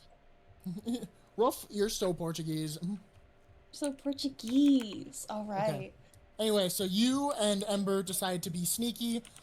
You are kind of behind the two dogs, and I say two dogs because Carmen wild shaped into a dire wolf to follow behind Connor. They found the crazy man. He is currently being tied down by vines, by the ankles, by Tall Lady, which is on the other side of the clearing that you guys can see. So Carmen approached Marcus from behind, shaped back into a gnome, so she can attempt to cure wounds on contact. And you and Ember are like behind a tree, kind of watching, and Finn is looking through a bush right now. There's like, imagine a ring of trees and bushes, a kind of lower down grassy area, but it's clearing. There's no trees in the way. It's just kind of like an empty spot. Marcus is in the center, pinned down by vines. Tall Lady, as Gob was saying, is on the other side, and you guys are here. And he's facing Tall Lady. Anyway, Carmen, you approach, and you stick your hand where? Officially. On his penis. Just kidding. Yeah. Oh, by the way, Corey, he's basically naked, so. Oh, okay. Lovely. So okay, his, I'm kind of doubting. What I'm thinking? What if no? I'm gonna put my warm hands on the top of his head, and I'm That's going to be stopping a pharaoh. I'm going Stop. to attempt to cure wounds, but Oh, on okay. his Is he feral or something? yes, he is going psychotic, and there's clearly flesh from like dripping from his lips and chin. Okay, so he's And sitting it's there covered in tweaking. blood. Okay, so he's naked, covered in blood, and tweaking. All right. Yes, exactly. To phrase it how Connor did, pretty much to the T. Yes. All right. so that's what I'm gonna do. Roll. Okay, it says 1d8 plus 3. Got a 5. Okay. Also, roll a d20 for me, real quick, and add your wisdom modifier. Dude, what the fuck is this shit? I got a 5. Okay, that changes things. So you lay on hands, and this is what happens. Or sorry, lay on hands. That's what Connor does. You cure wounds on his brain hole, and his monkey pose that he was doing kind of like softens. He lowers his arms. And the growl that he was about to do at you goes,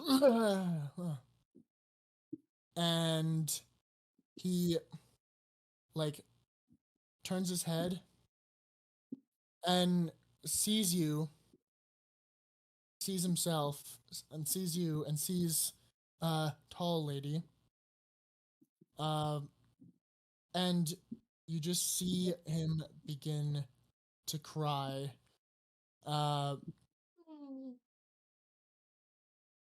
And the only words he can get out is, I'm sorry.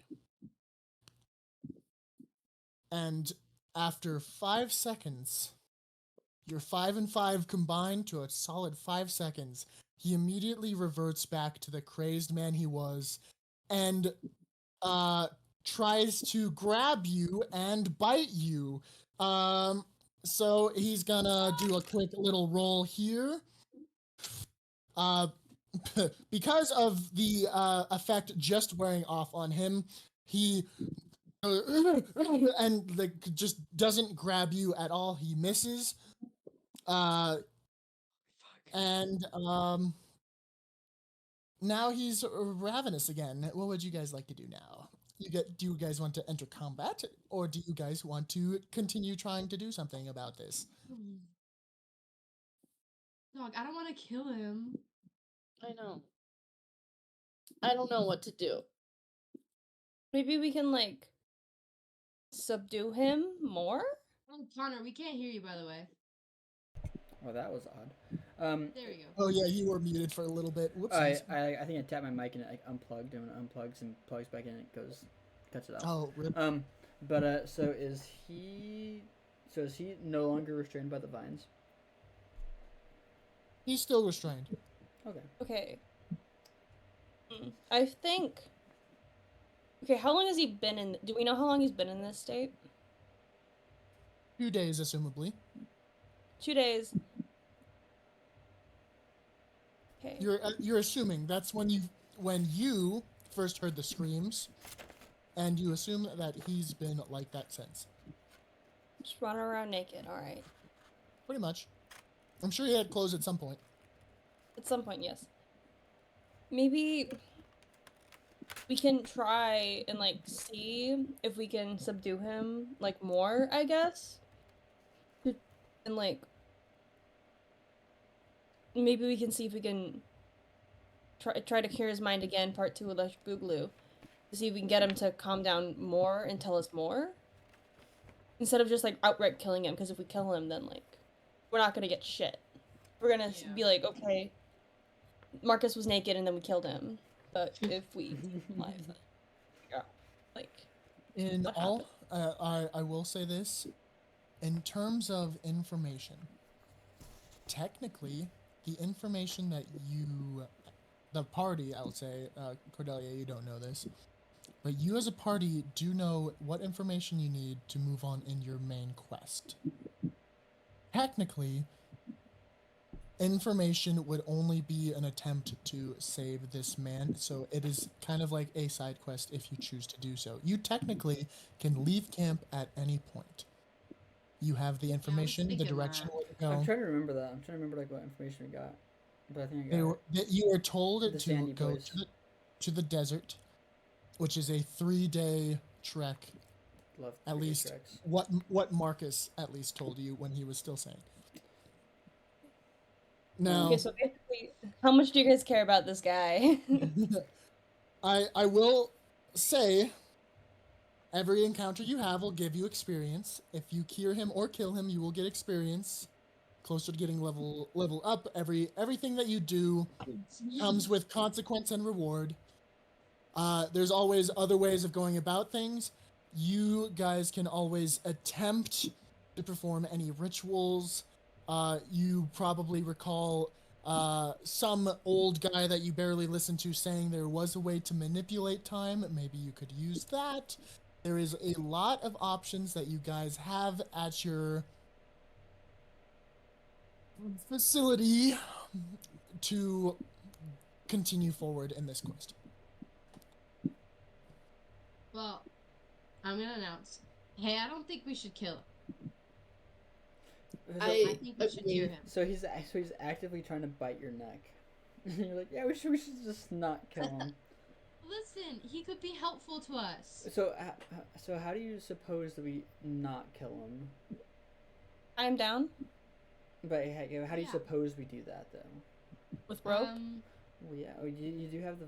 No, you don't have any more vines because your vine's burned. Yeah. But I do have entangle.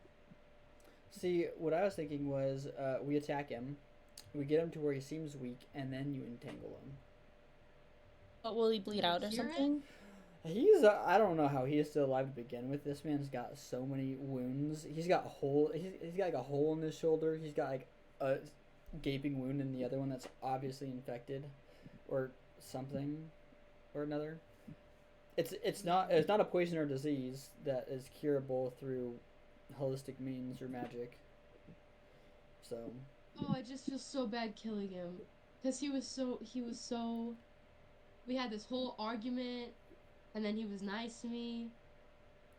That was I feel really bad. Argument. I don't feel bad. /J. Sorry, guys.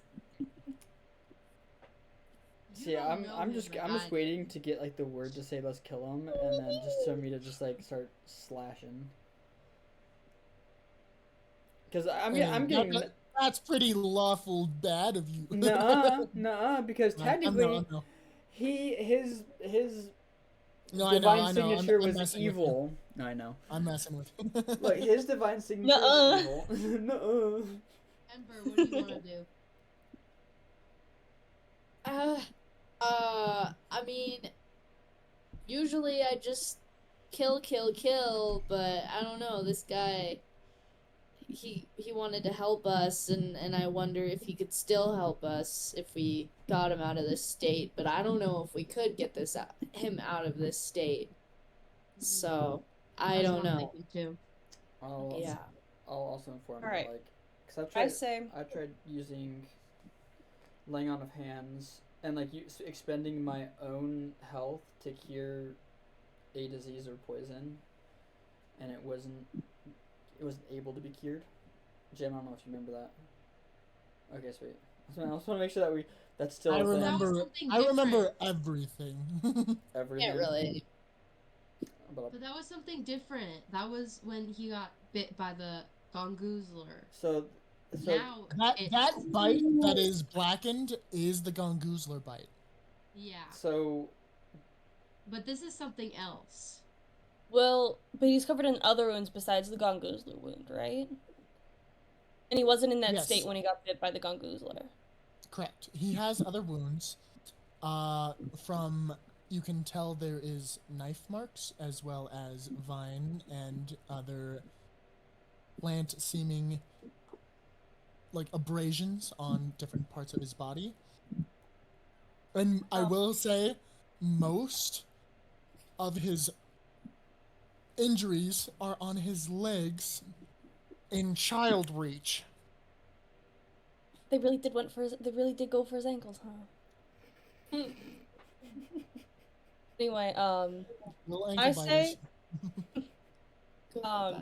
maybe whatever the gongoozler when he took a little when he took a nibble. I apologize. Maybe the gongoozler, like, cause nobody else was bit by the gongoozler, correct? Correct. Maybe maybe his state's caused by the gongoozler bite. Confirmation, nodding head. I am taking that as a yes. But I don't know what you would do with that information. I feel like we would probably have to take him to like a really big fancy doctor and be like, "Hey, can you fix this?" We're in the middle of the woods, dude. Also, speaking of asking gods, Carmen, you have the ability to talk to plants and animals. Maybe something or someone of that sort could give you some answers. Silvaria's dead, bruh. Silvaria might be undead and be the ones who's helping you at this very moment, who's been communicating through you. Yes, do you not recognize the vines? I am helping now. That was the voice in your head, though it was raspy. And the only person who has spoken in your head has been Silvaria. I will say that as the DM. I love this game. I didn't realize it either. So. I'm so fucking stupid. To be fair, you've heard voices like in your head of the trees, but they've been more distinguishable, and you know, it's just you didn't recognize the voice, which is fair. Okay. I want to give that because I thought I was pulling enough strings where you might notice, especially Stupid. especially I picked it up. Gob saying big lady, saying it was a lady, and it being a creature that spoke to you in your head, and also being able to form vines and showing you it was helping. Okay, whose turn is it? There is no turns We're yet. not. We're not in combat, so. Yeah, you Okay, do what you must. I'm going to use nature's. I'm gonna try to connect to Silvaria, whether she be undead or whatever. Okay. I'm gonna. We got 2 Loraxes in play right now. Yes. Speak. I'm gonna. What? Speak. Say something. Reach out. Silvaria, listen, girl. I miss you. Where are you? I'm gonna ask, where are you? I'm here. Should we kill Marcus?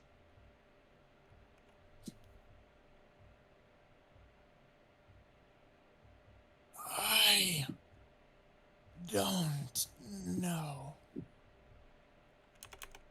Ask if she knows what's going on with him. Oh yeah.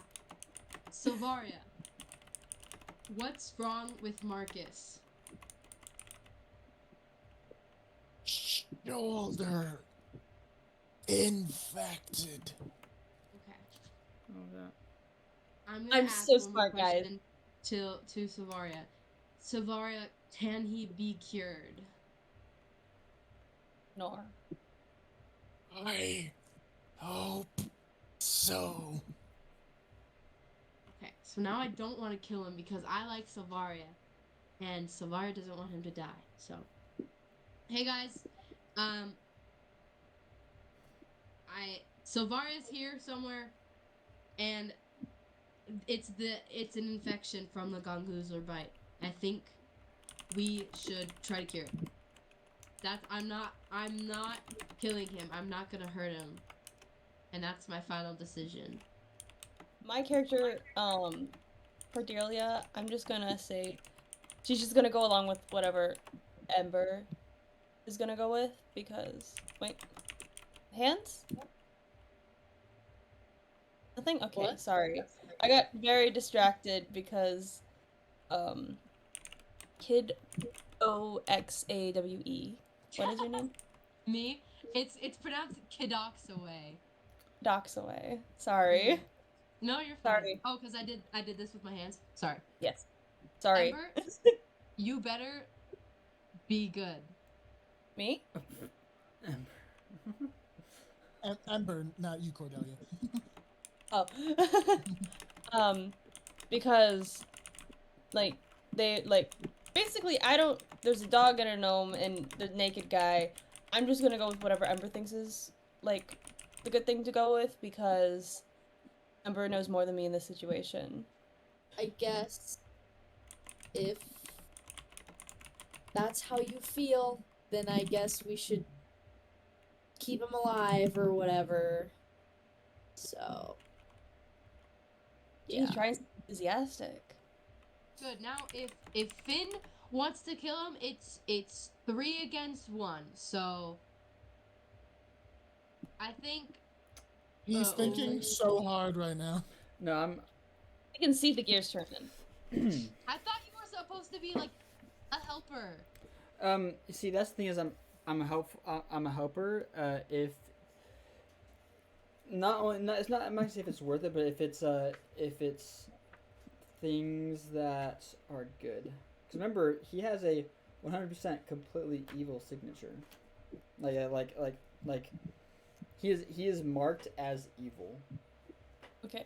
If you try and attack him, I will put you in air jail. I will pick up Finn if he tries to attack Give me a Marcus. second. Give me a second. I'm not gonna pick. I'm already 3 steps ahead of you.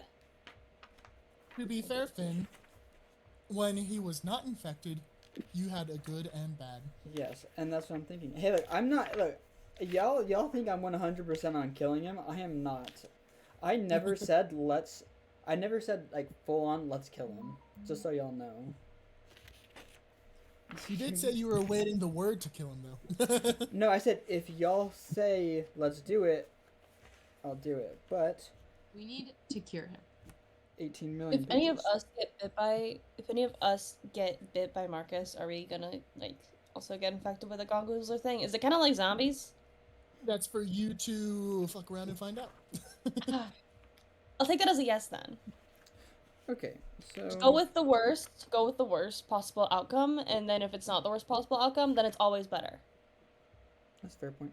I mean, fair enough. I want. Is it Finn. Finn? Give me Finn. 1 second. Oh my goodness. Distraction. I'm thinking of how I want At to word least this and how like acknowledge. look. I want to like. Man, Yes. my magic didn't work. Yeah. Destroy infection. Destroy shoulder. Yo, We're gonna I have to will amputate gladly his cut that body. shit off. We're gonna have to amputate him. You do realize that you Ew. have to get like you can have to roll like a perfect number to like cleanly lop that off, right? Yeah. Anyways, so from what I got from my fourth wall breaking inspiration, 'cause I won't say it's divinity yet or anything. Fair enough. Is that it's very much an infection. Not just an infection, but a cursed infection. So he has rabies. You know what? Sure. I will say yes. So Close enough. magic, at least the magic to cure wounds isn't going to work on it. I can. What was this?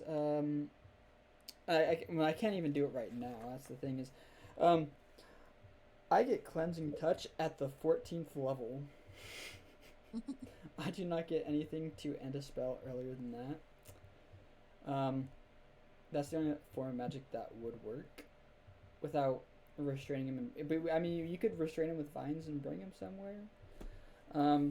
Or you could lop it off. But I mean, he's also very, very wounded. Like the odds that he would survive are also very low. Jesus, what the fuck are we supposed to do? So, like, look, There's risk and reward to everything you do. yeah, You can you know, always attempt different methods. the thing and is get the different risk results. the risk is not equaling the reward if the risk is 1 out of 20 chance, or you know, whatever, a couple numbers out of 20. And also, if it's from the gongoozler bite, what feasibly can he tell us about it? If he's not like cursed or like possessed or anything. I mean, Well- it's a curse, but he has magic rabies, I guess. Magic rabies. Cursed magic That's a good way to rabies. describe it. Like, what is he gonna tell us if we cure him? Like, if we cure him, what is he gonna tell us? Is he just gonna be like, I just ate a bunch of kids, man? Or is he like gonna be able to actually like tell us some important information? Do you think that we will be able to get important information from him if we do cure these, or That will is we just? true. You know what we could always do is just try to chop off the shoulder. Hit I cure want to wounds. do. So, If it doesn't work, but he hear me dies, out. and Hear if it me works, out. then he lives. Look. Yeah. Do we have a exactly. talk to the? Does anyone have a talk to the dead spell? No. No. Okay. Unless, yeah, Well, that's not. I think that's a sorcerer or a wizard spell. And none of us are those. I'm thinking it's at like What the were we 8th saying? level. But yeah, look. So you lop off the arm or the shoulder, and if he is still feral after we try to cure his wounds, we just lop him in half. Okay. You guys have an idea. If we use Yes, somebody's sword, knife, I can produce a flame on the sword so it'll heat up. You know how they do that? And Just fucking I can, cauterize like, that Bro wants to shit. cauterize the wound. Fuck yeah, yeah. See, like- and you carve it out. Look, I can do that. I got. It's called Searing Smite. I mean, he will take a large amount of damage. And he has to make a Constitution saving throw. But the description is white searing hot blade. Okay. So I think we should use that. I'm thinking I can entangle him with the nature, and then you do With that, the but it has to be nature. very quick. yes. nature. It doesn't take an action for me to cast it.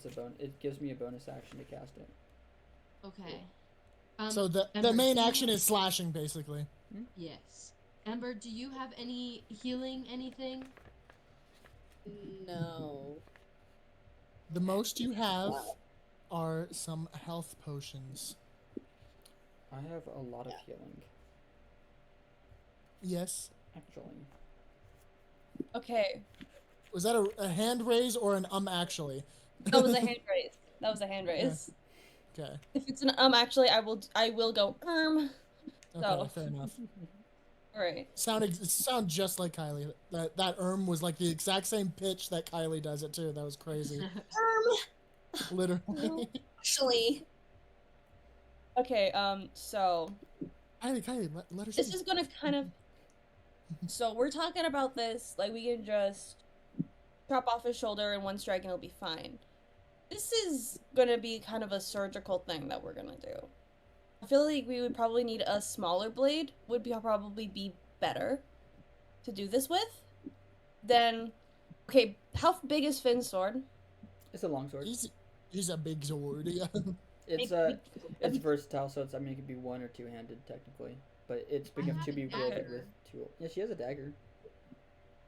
Yeah, I think a dagger and, would probably. and so does be better. Cordelia. Both of you guys have daggers. Yes. Okay. So, Oh, okay, I have a plan, guys.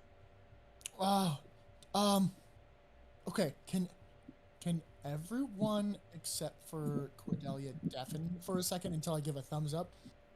Sorry about that. Quick side note. Just some lore details. Okay. Sick. Continue. Okay, so guys, Yeah. I have a I plan. want to finish my thought. Oh, go okay, ahead. Go ahead. Yeah. Sorry. Okay, so basically, what we can do, I don't know if this is how healing potions work, but, like, we can, as we're cauterizing the wound, we can, like, pour a little bit of the healing potion on the wound while we're doing it, to try and, like, I guess, minimize, like, either minimize the damage he's taking, or give him back health as we're taking it away. Hit points as we're taking it away. I'll allow it. See, if you do that. I also have healing, so I can do laying on of hands, which I can pretty much give up to a lot of health. I think it's 10 health at once, and then I also have a spell that does another 1d8 plus 3. So you guys can have active healers doing magic. You can have actively pouring potions, and you can also have someone cauterizing, pinning him down, whatever else it sounds like. It's up Okay. to y'all if y'all want to start cutting off his I arm. have a dagger. I can produce a flame on the dagger, hand it to Cordelia. How do you say it? Cordelia. Cordelia. Cordelia. You. And as I give that to you, I can entangle the guy, while Ember and Finn heal him while she is cauterizing. Cauterize the wound? Yes. Also, question. And because of my background and like because I'm like my character is like really good with daggers and knows where like arteries and shit are, it would be really good for me to be the one cauterizing the wound so I can, you know. Okay. All right, DM question. Yes, of course. You said it's on the shoulder, right? Correct. Is it like shoulder arm or like shoulder collarbone? Yeah. And which side? Shoulder, more on arm. Okay. Okay. But So, like, where what shot would go? arm? It's on his right. So, yeah.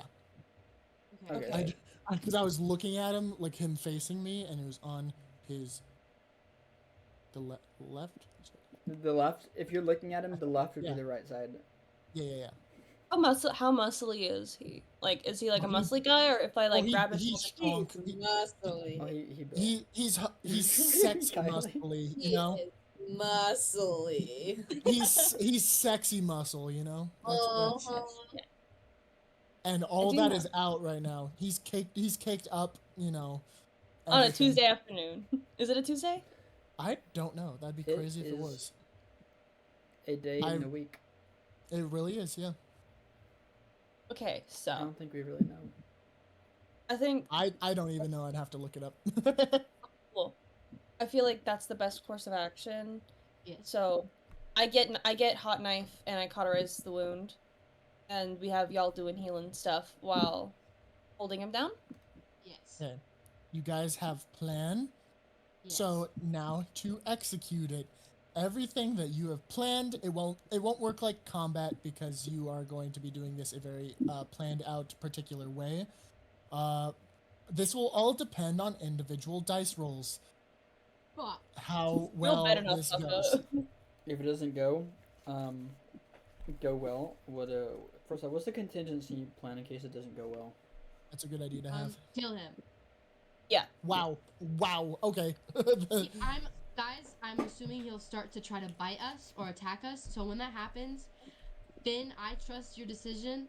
If you think it's too late, that we can't save him, then I think I would just like to remind everyone that my original plan was to get him into what appeared to be a very low health state and then restrain him. So then he puts up less of a resistance. That's just that can always be a backup plan if you need that as well. Yeah. I feel like that would also be a good backup plan. Also, I will be already near his shoulder, so I can just like in his neck, the knife.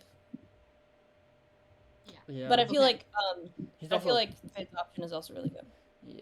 So who's gonna hold him down besides just the vines? Because hold on. Is he near a tree or anything? He's in the middle of a clearing that is all grass. The closest tree is 30 feet. You can try and lure him to a tree. He is currently tied down by what you assume to be Silvaria with the vines, but Carmen can speak to her if needed to add instruction. Okay. I just say, I mean, he's already restricted. Let's just start this and then wing it. Yeah, he's already insert word here that means that he is disabled. Restrained. Thank you. Yes, he's already restrained. So to remember how he is, so I assume during all this talking you guys have collected because you all were kind of separated. You've kind of come together, discussed the plan. It didn't take 30 minutes like it did IRL. It took probably about a minute. Yeah. While he is thrashing and slashing at literally nothing. Where are the vines on him? The vines are around his ankles and feet. He cannot physically walk, but they are around his feet. He is still in a crouched caveman position of this. So Okay. he is technically not on best balance for a human being. He could fall forward or backwards if you needed to restrain him in such ways. So Kylie pushes. So Kylie or Ember will push him down, and then Carmen will restrain, and I'll then- heal, Mhm. and then Cordelia starts, but like surgically. Yes. Yes. I'm if I had a medical license, I could be a doctor. But I just kill people instead. Yeah, you have like the reverse doctor's license because you know how to quickly kill people. You lost your medical license, and so it's just all under the table now. My Yeah, biggest it's- ops are the doctors. I got an op on every block. Give me a second. Right now, this is what we're looking at. Literally. That's- Yes, yes. This is it. Why is HeeHoo. Yeah. where are his pants? He He doesn't has no have pants. He's naked, remember? Him. He'd be naked. That, Yeah. Okay. For your information, Cordelia, that is canon. That is exactly what you're looking at. Oh, Yeah. okay. So we are looking at Markiplier right now. Yeah. Mark Who, Marcus basically. Plier. Oh Marcus my god, Plier. I'm fucking freaking out right now. This is for copyright reasons. It's Marcus. Oh yeah. Of course. He, Of course. he was Marcus. In his current state, he's he. I just... Hoo-hee. For copyright Yes, reasons, now copyright reasons. hoo-hee. Copyright reasons, copyright reasons. Oh yeah. Of course. It's not like my D&D campaign is called Unus Honest campaign or No. anything, you know. I don't know. No. What are Anyway. they gonna do? Sue us? I mean, if Mark sent me anything, even if it was him suing me, I would cry happy tears, so that's fine. Same. I think Ethan would be okay with it because Yeah. I think you've both of talked them to would him. be... I think both Yeah. of them would love it, because I'm just... Ethan, yeah. It's D&D, bro. But you could like go call up Ethan and he would listen. You know Yeah, let me why? call him right Because now. we're all Because we- besties with him. Yeah, because we did hug him, you know. We did hug him. Yeah. Yeah. Anyway, Anyways. so if you guys are gonna execute your plan, that means Ember is going to be pushing him first. Wait, wait. Am I not lighting the knife on fire and giving it to Cordelia first? No, that Oh, can yeah, be you- happening while it's all going Yeah. down. This Okay. can happen well, yeah. I'm saying in terms of dice rolls, this is what's happening first. Okay. Should we like do like I want to write down the order of operations real quick. Order of operations, while Ember is pushing him over to make him fall without trying to get slashed or bitten by him, Carmen is going to be giving Cordelia a burning blade to aid in the cauterization of a shoulder by the owner of Marcus, and Finn is going to be ready to heal as the cauterization is happening, but after blade is given and Marcus is pushed over, Carmen is going to entangle in more vines to keep him more restrained, and then probably physically restrain him as well. And then you will be cauterizing while Finn will be healing. And if Ember so chooses to use one of her health potions in her bag of goodies, she may also pour it on the wound while cauterization is happening. Yes. Look at us. We're like Do doctors. we want that to happen? If you think his life is in danger from the cauterization process, you may choose to do so. Awesome. Okay. I assume you guys kind of brought it up as an if it's needed, we can do that. Okay. The question: would I roll with advantage for mine because of my knowledge of the human anatomy, or no? We'll get to that when we get there. Sorry. He doesn't. It's know all yet. it's all good.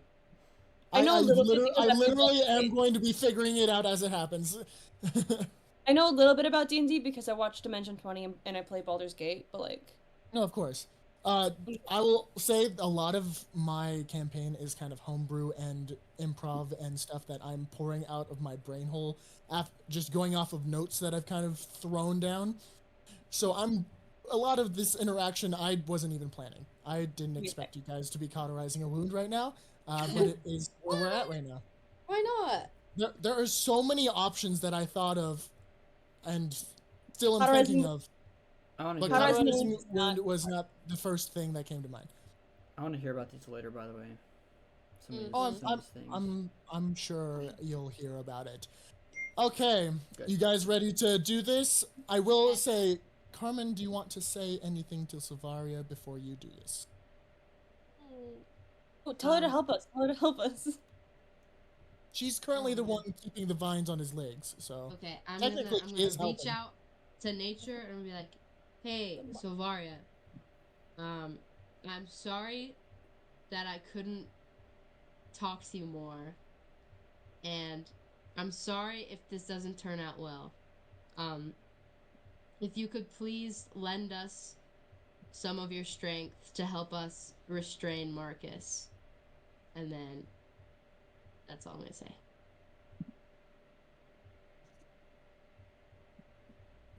You're still off. No, I'm on it.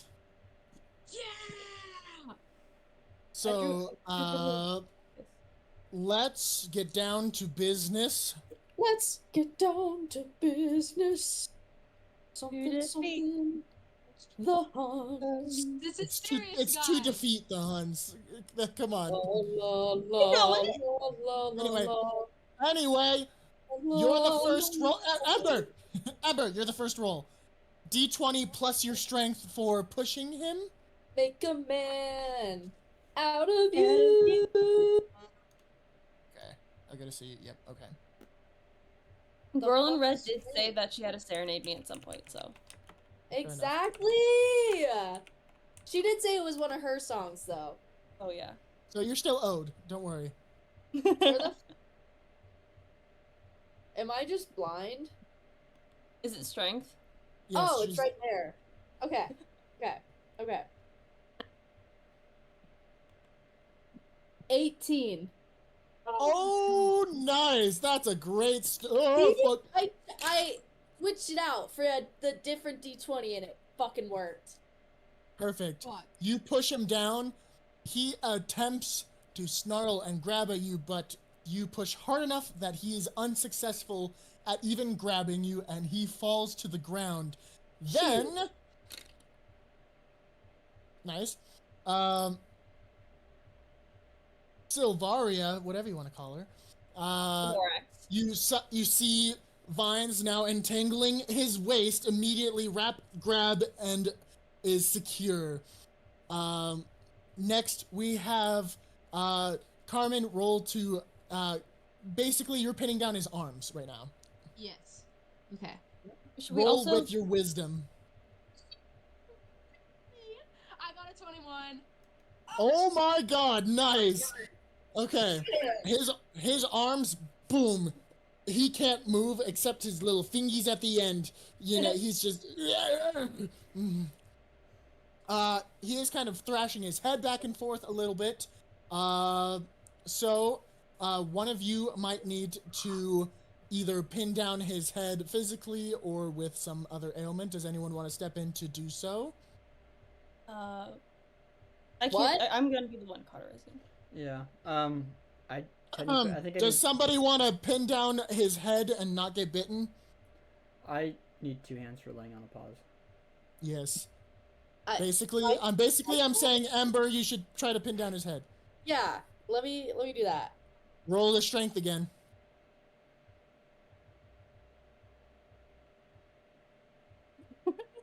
20. Stop. Let's go. Okay. Wow. You We got guys, good rolls. all the good rolls are coming out. It is this one, I swear. Best rolls of the Okay. session right here. This is literally just constant great rolls. So Holy shit. you basically you're above him, right? You grab him by both sides of the face, and you pin him down and like close his jaw so he can't even bite at you. And he like tries to move, but you have a solid grip on his entire face that if you pushed any harder, you'd break his jaw. Cool. Now, My Ember. now, it is time for Cordelia to begin cauterizing the wound. All right. You have a knowledge of where arteries and stuff are and know how to make people bleed out the fastest. So you're going to know to try to avoid those areas wherever possible, but you do know you're literally cutting off an arm, so it's almost inevitable that there's going to be the spillage of blood. So you are going to do a... What kind of check would make sense? Let's do a is it a medic check? Is that a thing? It is a medicine check. Medicine, that's the one I was looking for. Do a medicine check. Ember, what is your medicine modifier? Because that's gonna be It's off of wisdom. off of wisdom. What's your plus 3. medicine? Plus 3. 3? Okay, so yours is gonna be plus 4 just for your knowledge. +4. Roll and add 4 to the roll. Awesome. Google Dice Roller. Make sure it's a D20. rolled a 7. So +4, that's 11. That's No, not no, bad. no. I rolled a 3 plus 4. Oh. So a total is okay. Sorry, guys. I was the one who said don't fuck it up, and then I was the one who fucked it up. It's a simple joke in the moment. Finn, this is your chance to begin Slop it up. healing. His whole arm off. Oh god. Okay, am I gonna start healing, or should I just try to just take a swing at it and just see if I can't just chop off the arm as a whole? Just start healing. That was your plan ahead of All time. right. You gotta stick with it. I'm healing. How bad does the wound look? Let's see. Because I don't want to waste all of it at one point without needing to. Guys, Do I'm so you want me to sorry. roll a perception or a medicine check to see how bad it is? Oh yeah. I figure that I also like rolling dice. I don't know why I would have cauterized the wound. Plus wisdom is a 19. Oh, perfect. So you've seen him. If you were to look at his health stats, you would see that as this is happening, he is gotten down to where's his health? Where's his where, Not very tall. am I looking at the right spot? You are not. Where's his health? Oh, there it is. I'm just blind. Okay, so he's lost. He's probably got, if you were to guess, about 14 health left. Ugh. So that's a lot. And I've still got a couple rolls to see the completion of the cauterization. Well, I might as well just start. I might as well just do all of it. 'Cause, I mean, I'm pretty sure his full health is not 25. So, I'm just gonna, yeah. As you restore HP level times 5. The pool is a lot that I can do that out of. Alright, I'm just gonna do 10 HP as of now. Perfect. Which is max I can do at one time. All right, so at this point, you are halfway through the cauterization. Should I roll again? Not yet. Okay, sorry. I'm pretty sure they probably have to make saving throws to see if. Oh, yeah. Oh, whoa, are you kidding me? That was interesting. Okay. All of you guys are like on it, like working as a team, and I'm like, You're flipping and catching a knife and you're trying to flip it onto him and see if it lands like right in the wound. It goes right through his shoulder. Like, oh, it didn't land in the wound, it landed on his neck. Oh, sweet. Well, Okay. sorry, HeeHoo. I won't make you roll again. You're just going through.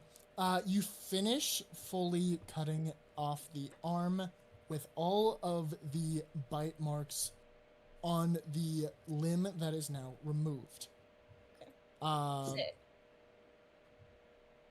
Marcus is still alive. He is bleeding a little bit. The cauterization did help reduce a lot of the bleeding. And well, God, if I could just make it in the hole. I can also That's heal what she said. again. They said? That's what they said. And I forgot why I rolled. Why did I roll? Hold on. Because Marcus is bleeding. Yes, Marcus is Little bit. bleeding. Yeah, only a little bit. On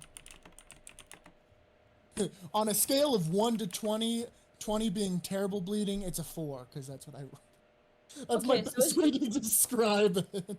It's a widow So squat. it's not too bad. You did quite well in the cauterization.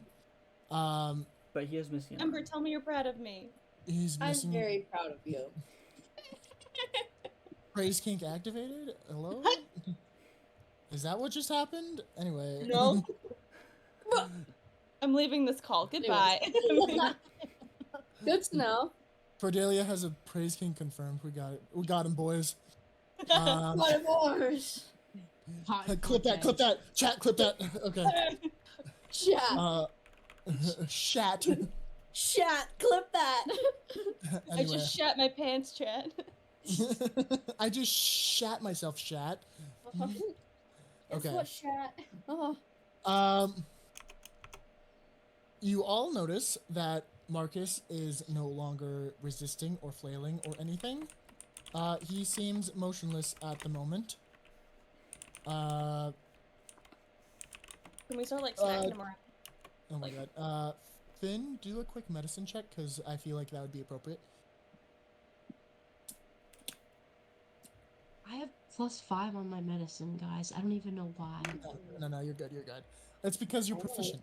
I almost said 21, but no, it's 12. Wait, plus 1, that's 13. Cool.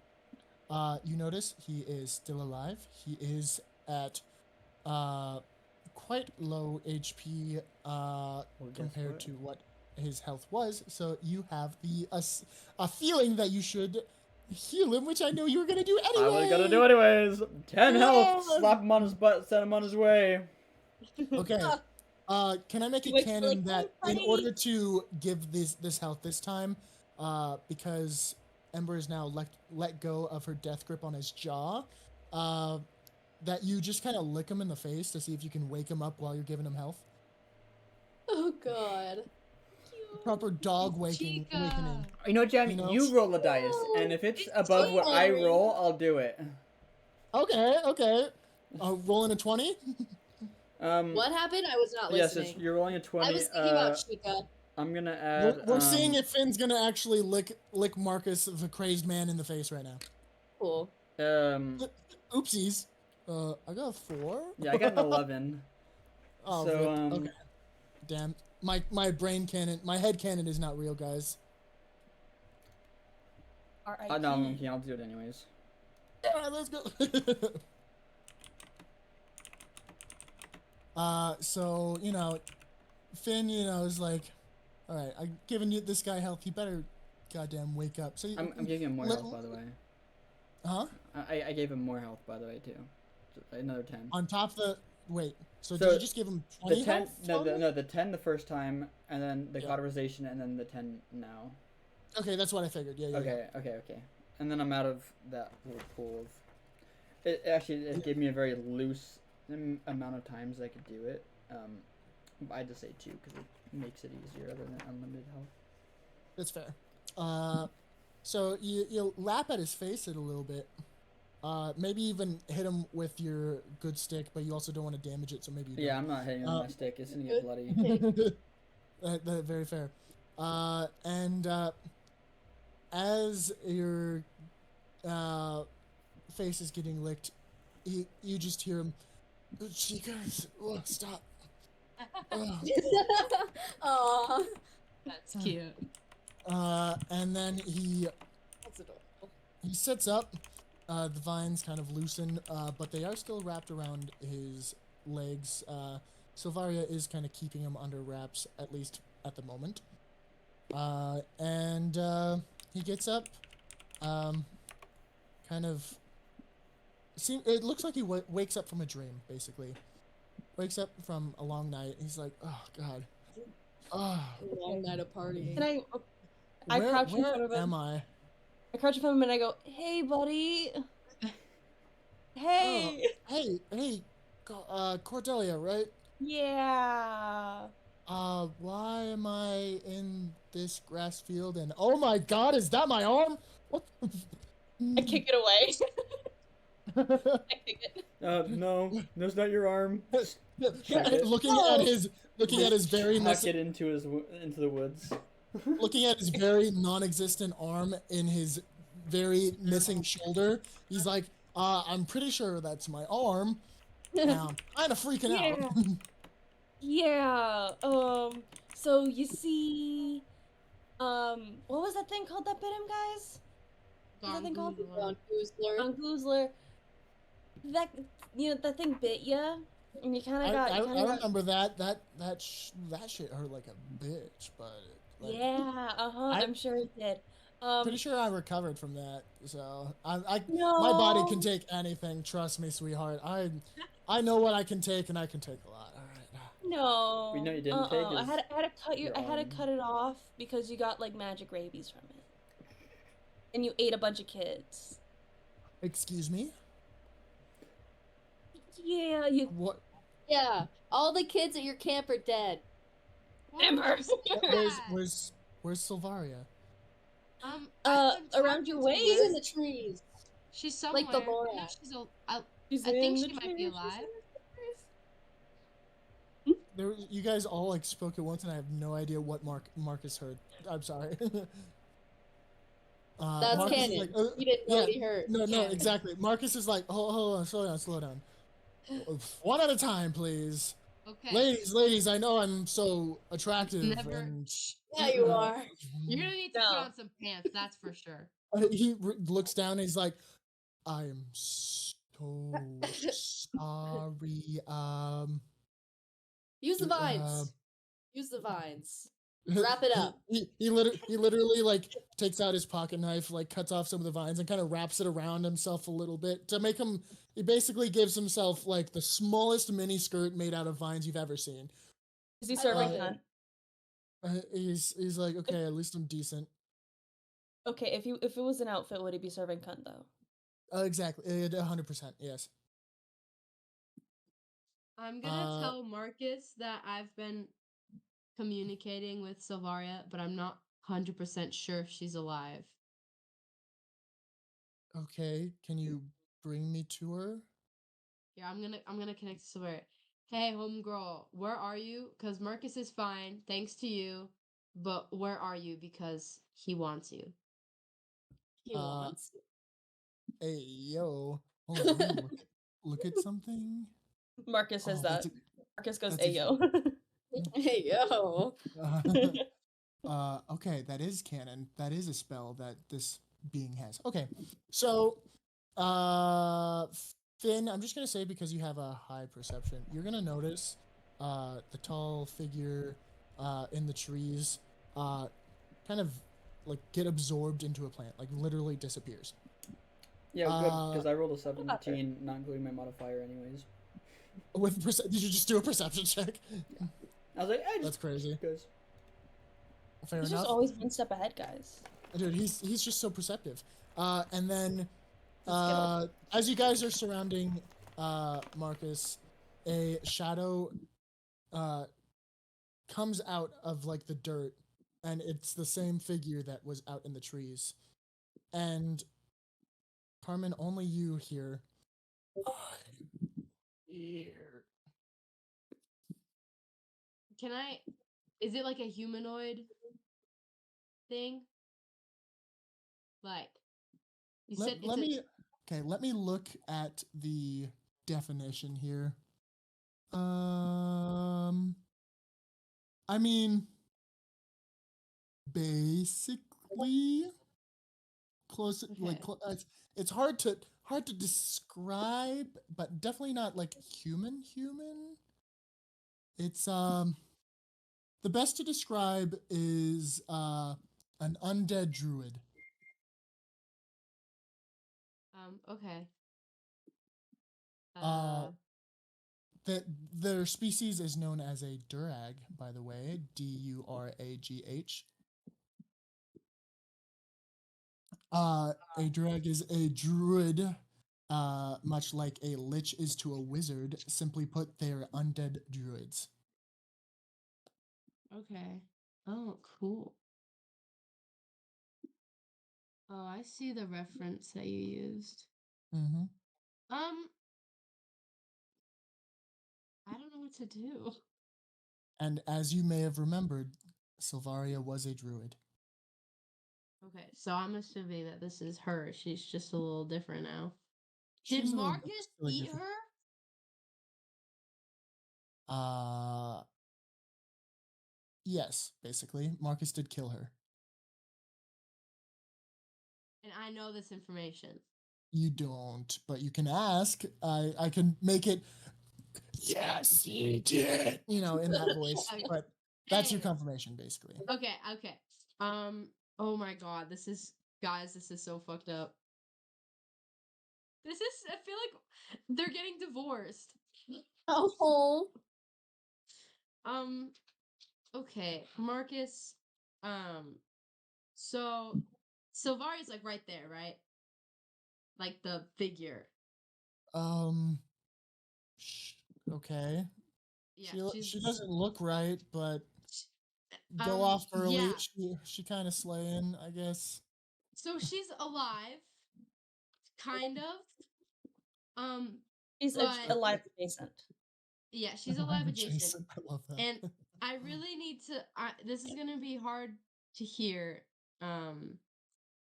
But I think that Gonguzer bite did something to you, and you just weren't quite yourself. So you might have gone on a rampage, let's say, and um, unfortunately, all the children and Silvaria are gone. Yeah, they're all dead. As you say this, They're undead. the quote unquote army of small skeletons comes into the field kind of shyly. They all kind of approach, but they know that the threat that they were hiding from / searching for has been seduced, and so they come out and You mean subdued? kind Yeah, I was gonna that's what I say. meant. Yes, I was like, seduced. Wow. You guys definitely seduced it. Subdued. That is the word I was trying to say. Thank you so much. They come out and kind of circle the party. I just lean over to and, Ember and I go, "What the fuck is going on?" no idea. and then one of the little children, I'm just calling them children, brings another little dying flower and puts it in Marcus's lab. Oh no. he gives it to his cut off hand. Julia drops it in the hand that is no longer there. Sustenance. Thanks, Joshua. And so Marcus sits there. He's like, I never thought that this is how Camp Unis would. Sorry, Camp Honest. It was Camp Honest. I never expected this is how Camp Honest would die. I guess I expected more than more time. Don't we all kind of expect that? I guess I originally only expected 1 year, hence the name of the camp, but at least I guess I got 2 or 3 or something. 2.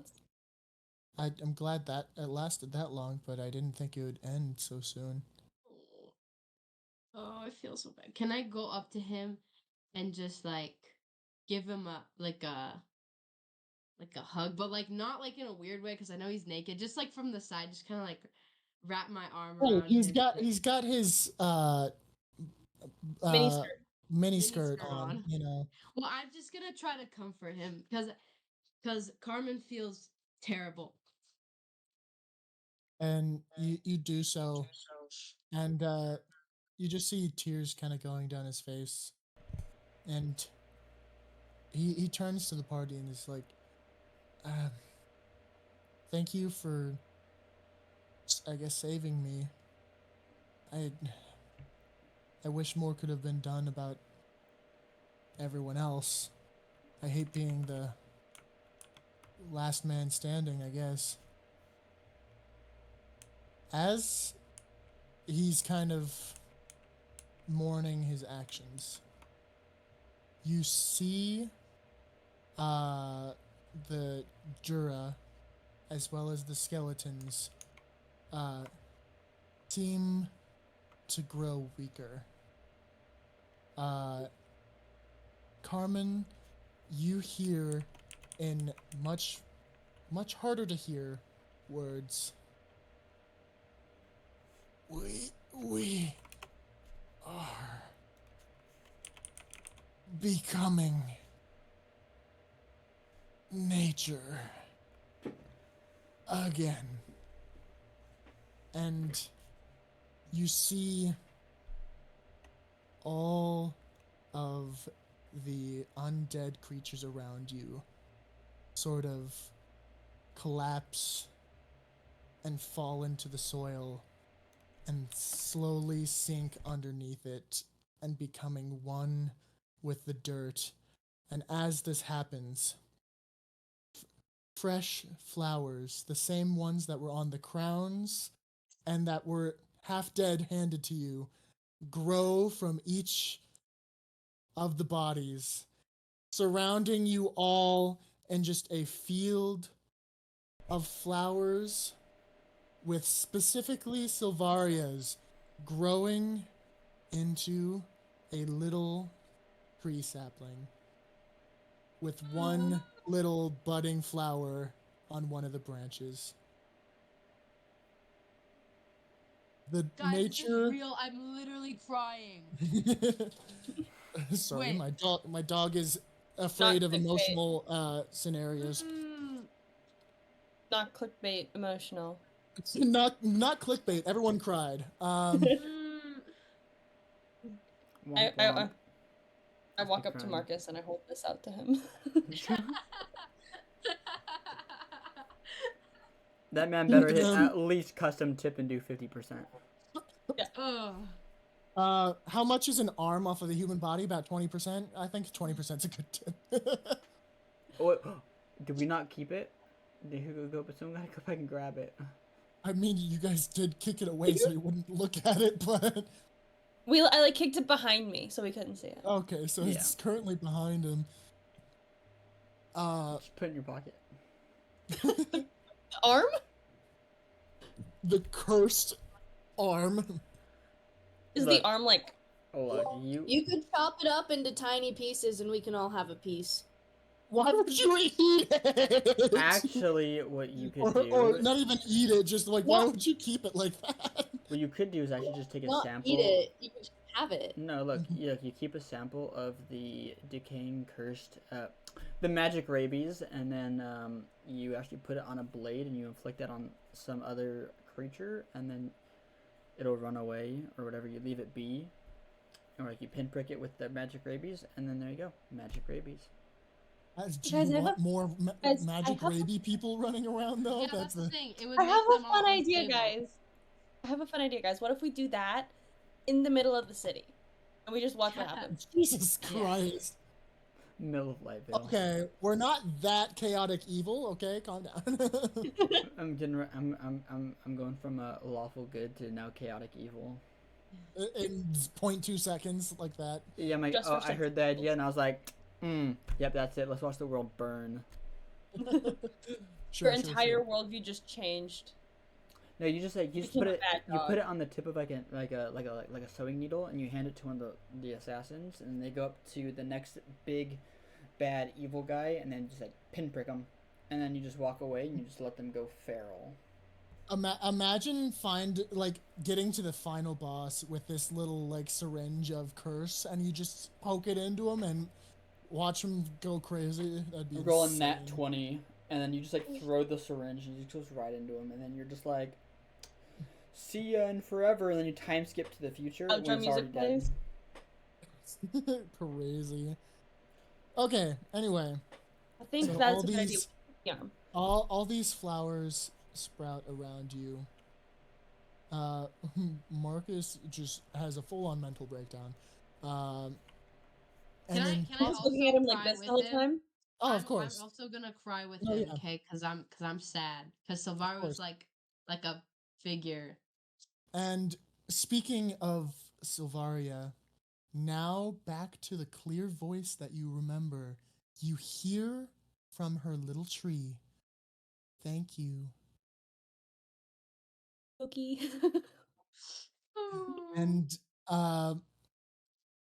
you just hear her go, take care of Marcus for me. I'm sorry that you guys had to see us like this and just be a part of this crazy curse that seemed to riddle one of our favorite counselors. I mean, there's only two of us, so just, I think I was tied for first, but thank you for saving at least his life. You guys didn't have to do that. Yeah, we didn't. He needs to pay me. No, I'm sorry. Hey, you don't even hear this. I don't want to hear it.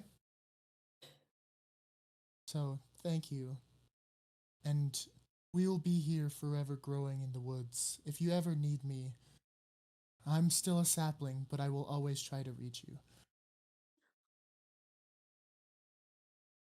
I'm gonna use my tears to water the sapling. Oh god, I did not expect that. I love that. Is that actually happening? Are you gonna like go up and just like drop some tears on her leaf? That's based. Just like that's like not gonna lie, that's like a flex right there. You can just blink a couple tears. Huh? Shouldn't have died. I'm really fucking sad about that. And hold on, I still got more. I still got more tear jerkers. And though it is quite heavy, the raven that was on the undead version of Silvaria's shoulders comes and gently perches on one of the branches, and Gob, who has been just kind of here the whole time, he kind of watched everything. He couldn't really do anything, to be fair. You hear Gob say, "Oh, okay." And you can now hear the raven because you're close enough. And all you hear is home. And Gob goes, good home. Big nest. And Marcus, after, kind of settling down, stands up and looks at you all and goes, thank you again, just for saving me. I'm gonna go back to Lightvale. I have a paladin there that I haven't seen in a while. He turns to Finn. One of your managers, I assume, she hired you. She is the only other dog paladin in the sect. You might know her as Chica, or boss, whatever you call her. I'm gonna go. I'm gonna go spend time with her. Do you know if she's been doing all right? Of Finn. Finn? Say that one more time. Sorry, Jingle, jingle.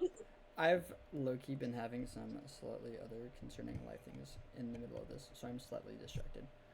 Oh, you're Say good. that again? Marcus turns to you and says, I have, there's only one other paladin in the sect that is a dog and is also a golden retriever. Might be your boss, her, by the name of Chica. I'm going to go spend time with her. Is she doing well? Do you know if she's all right?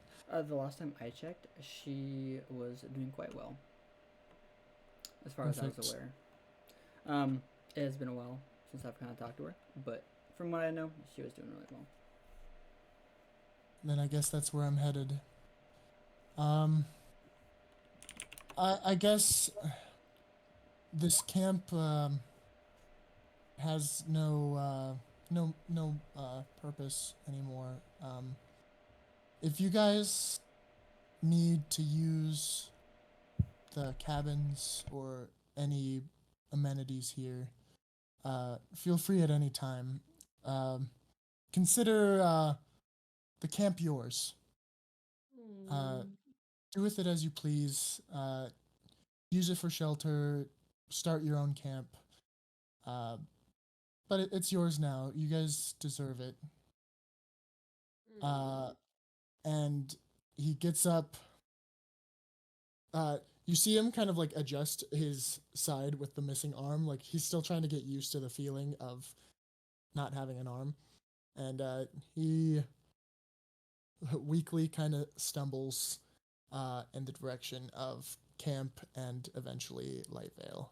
Can I ask him, like, Do you want to keep your arm, or like, can we do whatever we want with it? Because it's your arm, but like also. He turns and is like, I didn't know you guys wanted to keep part of my body, but I would rather not know whatever infection is on that caused everything. So I do with it as you please. Sick. Awesome. And he goes off. Hi.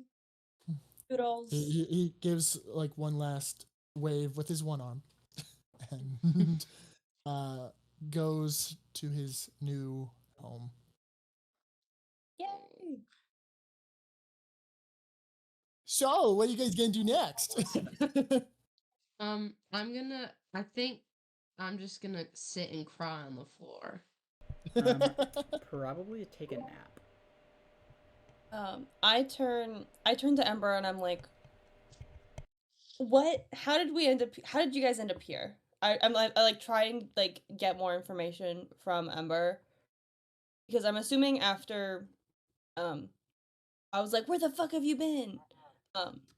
We just like didn't cover it. We just like didn't go over it because like everything was happening. Yes? Confirmation? Yes. Awesome. Okay. Yeah.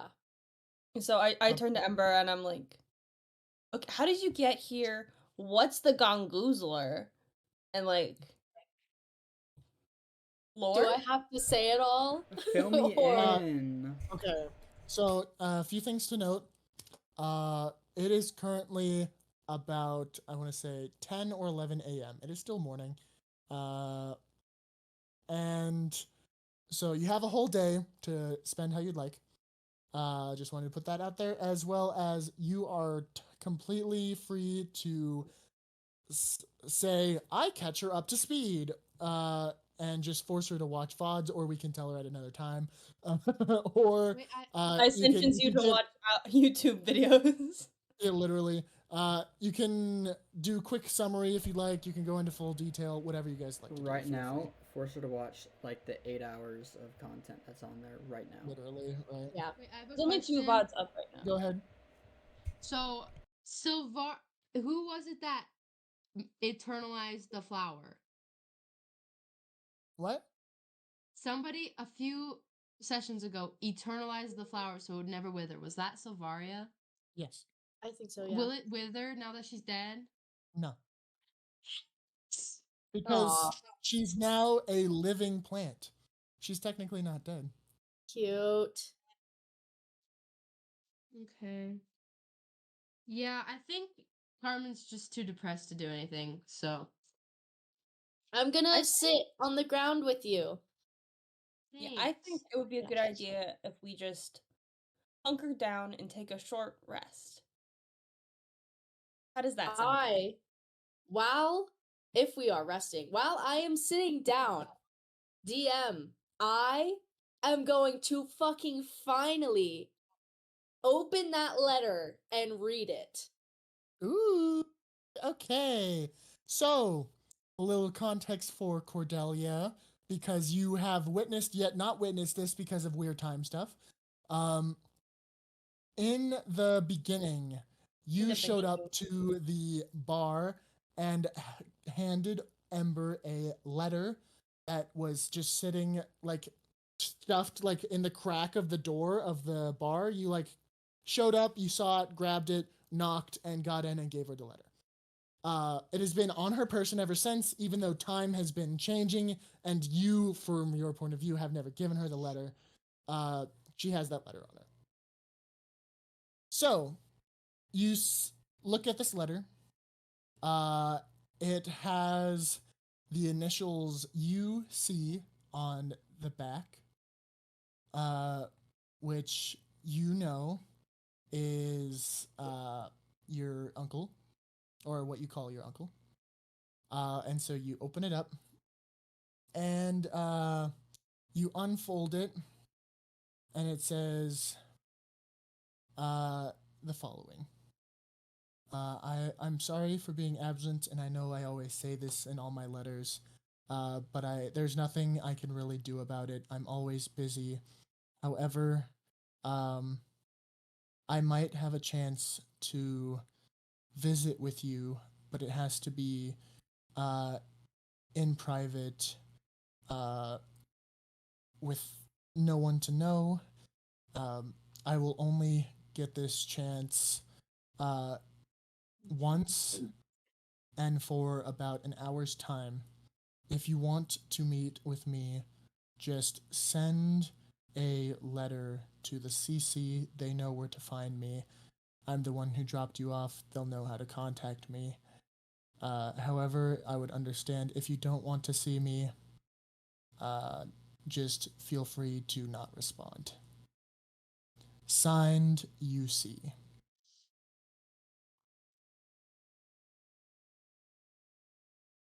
Oh. Okay. Okay. P.S. uh, if you truly despise me but do want to see me, I can always make it seem like a work thing and give you a target that I have in mind for assassination.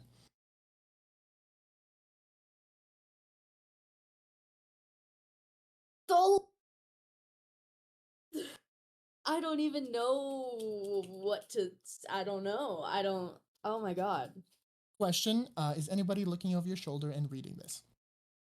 Are you allowing anyone to, or are you completely hiding it from everybody? I am hiding it from everybody. Perfect. Just wanted to make sure. Yeah. Oh god. I don't like. My brain is frying with this information. I don't even like. What do I feel like I can't just like. I don't. Ah. I don't know. I feel like I can't just like write a letter back and then because how is it gonna get there? And then Gob. when I huh? Gob. But Gob is trying to be with us.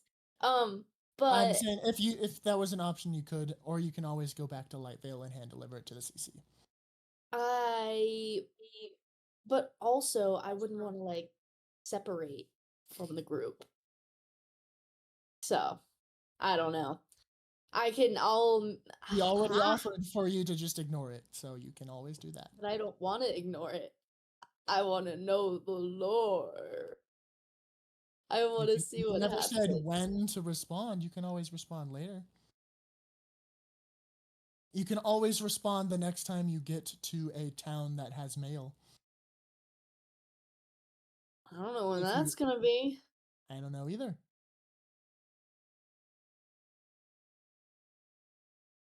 Huh. And where do I send my letter? To the I CC, forgot. the Crimson Castaways. Yeah. Okay. Okay. So, Carmen, how would you feel if I sent Gop to go drop off that letter? Yeah, it's fine with me. Are you sure? Because I know Gop is precious. I mean, he could use some fresh air and better.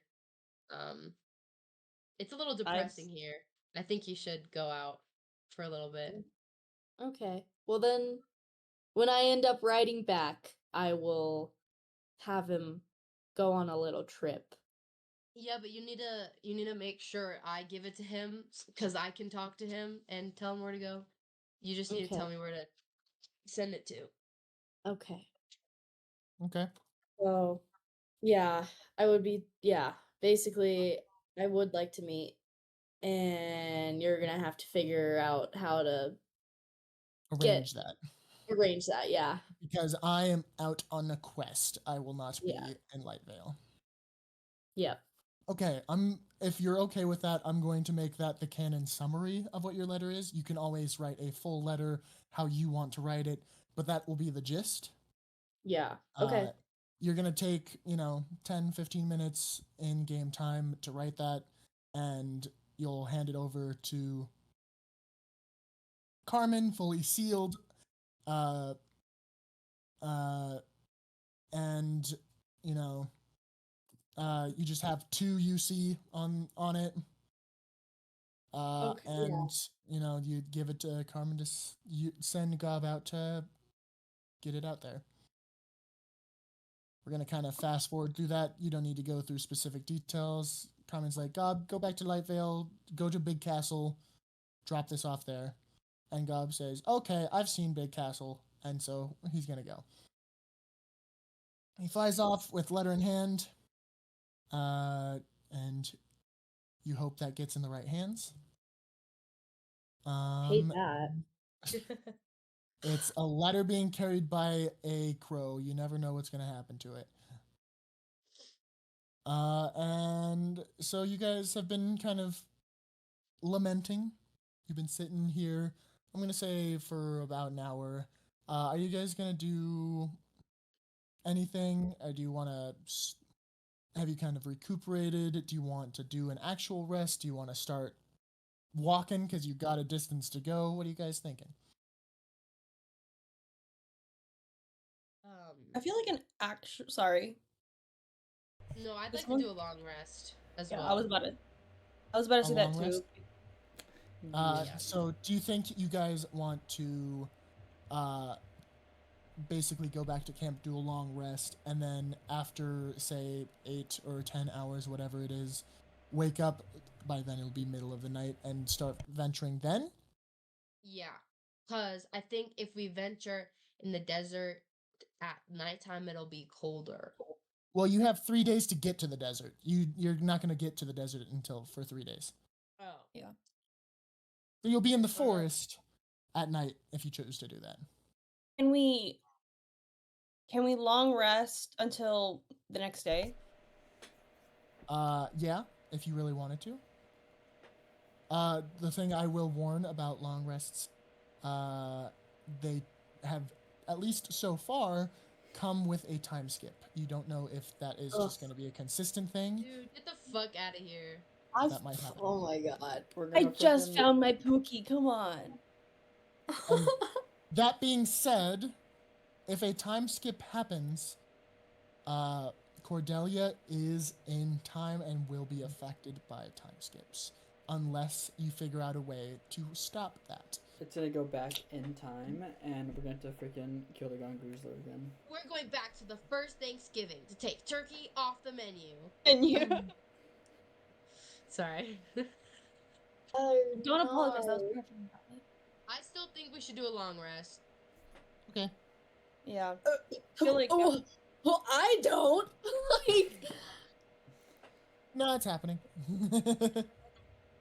wait, no. Let's let her Well, voice what her. Okay, let's be honest. Are you going to venture out early on your own, or are you going to rest with the rest of the party?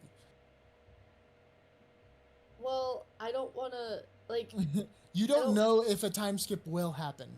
I'm letting you know that. Well, using our knowledge of the fact that every time we have rested, then the time is fucked up. So I don't want to risk that. That is a very good point. One Okay, so or two. I want all of you guys to give me an answer of 1 or 2. 2. Wait, no, wait. Can I Flip a speak? coin. Can I speak? So I got a 2, and I've got Ember. Did I hear 2? 2 is the majority. Perfect. That's all I needed to know. Thank you guys. Continue with whatever you needed. Okay, I was gonna say, in Baldur's Gate, which is the most I know about D&D. It's valid. It's a D&D game. It is a D&D game. We love D&D games. I really want to play They Baldur's have Gate. they have short rests in there. Can we take a short rest Correct. instead of a There long rest? is a short rest. However, if long rests are going to recover more of your spell slots, stuff like that. Short rests are less effective in doing that. Also, long rests you're allowed to heal during that time if anyone has taken damage. I think the only person that took damage was Finn for 2 points of damage when a kid was upset that you killed other kids. Yeah. They were skeletons. So- They were skeletons. You're so right. They were undead. Wait, when do we level up? You guys already leveled up. You're gonna need some time before leveling up. Yeah, again. but how much time? What I about don't know. me? Figure it out. Make more encounters, or have more encounters. Yes. Wait, how much do I have until I level up? Oh, you level up. I already did? You level up now because you went and helped Marcus along with the rest of the crew. You, as being a level 1, have gotten enough experience to level up. Yay! I'll figure out what that means later. Yes. Basically, you'll have basically what Emperor has, unless you do anything different. You basically caught up to the rest of the party. Yay! I chopped someone's arm off, and now I'm... Yeah, you surgically do it, mind you. It's not just a normal hack and slash. You surgically did it. A little extra for that.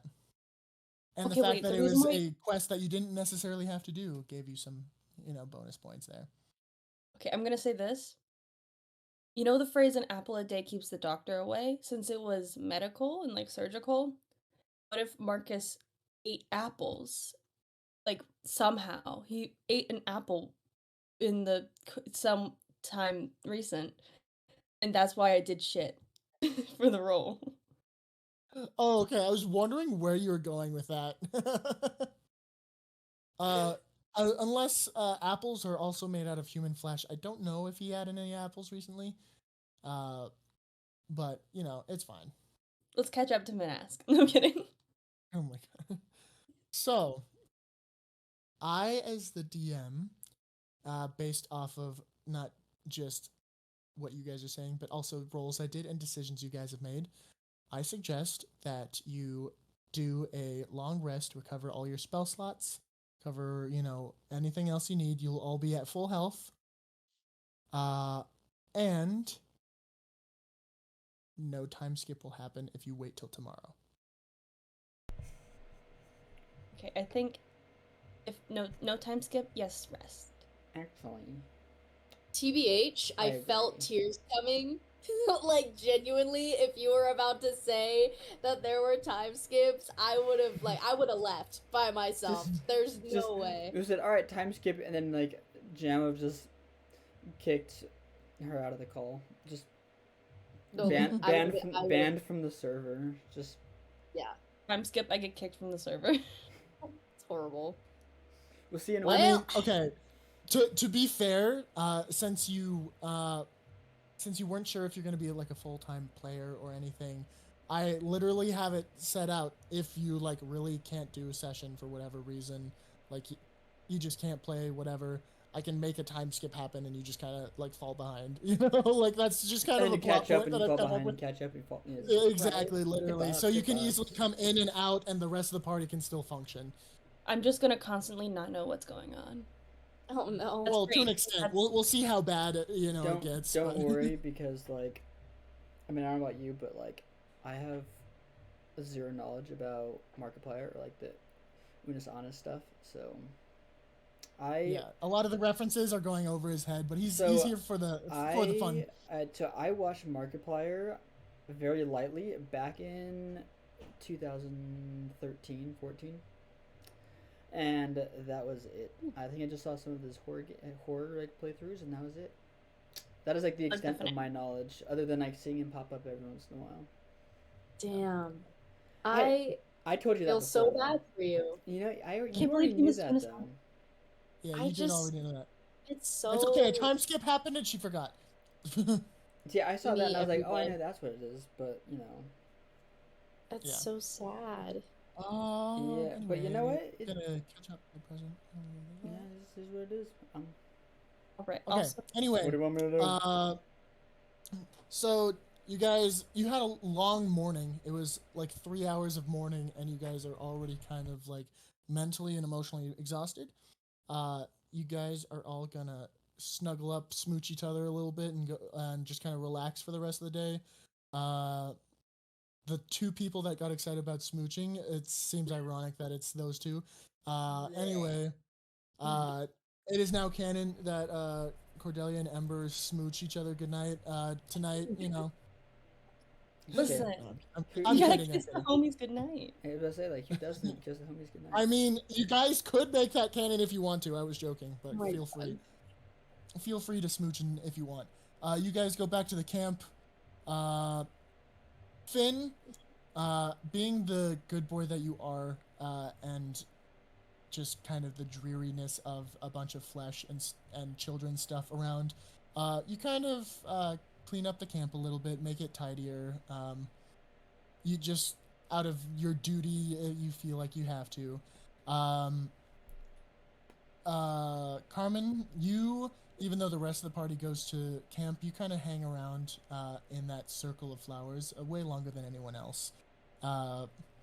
Every once in a while, you just kind of like lightly stroke a leaf or a petal from one of the plants around you.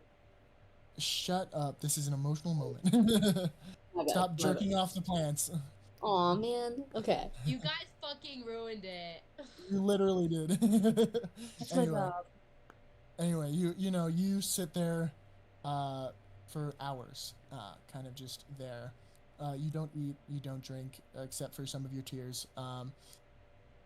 And then two assassin girlies. You guys go to camp. You go in the cabin that you guys are staying in, and you kind of catch up on life. Officially for the first time and third time, depending on who you ask, and fill in details. I'm kind of summarizing because we don't have to go through all of it unless you guys want to bring up anything during this. And feel free to stop me at any point if you guys want to say something specific or do something specific. Yeah, go ahead. Can I, like, after me and Ember catch up and stuff, can I like bring like a water and some snack out to Carmen? Oh yeah, of course. Oh. You do so. Carmen, when you go and see her, is like laying down with her head is basically touching the bottom of Silvaria's tree. She's just kind of laying there, her eyes closed. There's obvious like tear stains all down her cheek. Some that are down from when she was sitting, and then some to the side from when laying down. Oh. And you bring it out to her, kind of quietly. I feel like I do it silently and I don't really say anything. Yeah. Because, I'm mom friend, but like, I don't know them that well yet. So I put what my character looks like in the chat. Oh. Thank you so much, Pookie. Yeah. Oh, so cute. And so she drops off the snacks and water, and you like open your eyes long enough to see her like place it down and gently walk away, and you like softly smile and take what was given to you and go back to laying down, and you sob a little harder, and now that you have refilled your tear ducts with more water. You can't cry if you're dehydrated. Exactly. And Finn cleans up the place. Looks beautiful. Go ahead. If I'm prompted about why I brought it, I'm gonna be like, well, you can't be like, I'm gonna be like, well, we can't travel if you're like, if you feel like shit, or like, I'll be like, yeah. And then after cleaning up, Finn goes inside back to his little prayer spot and kind of sits and meditates. After but there's so many names in my brain. After Cordelia, that's the right C. Cordelia brings out the snacks, goes back and hangs out. Just keeps chatting up Ember until eventually Carmen does return. Only after Gob returns and it like kind of brings you out of your sad state and kind of tells you rest, go rest, and you have him on your shoulder as you walk back into camp, and you guys all kind of settle down for the night. Anyone want to mention anything or say anything before you guys sleep? Yeah.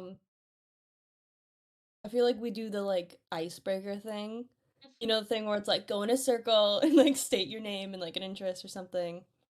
We have to do that because I don't know. I don't know if I like. Okay, here I got you.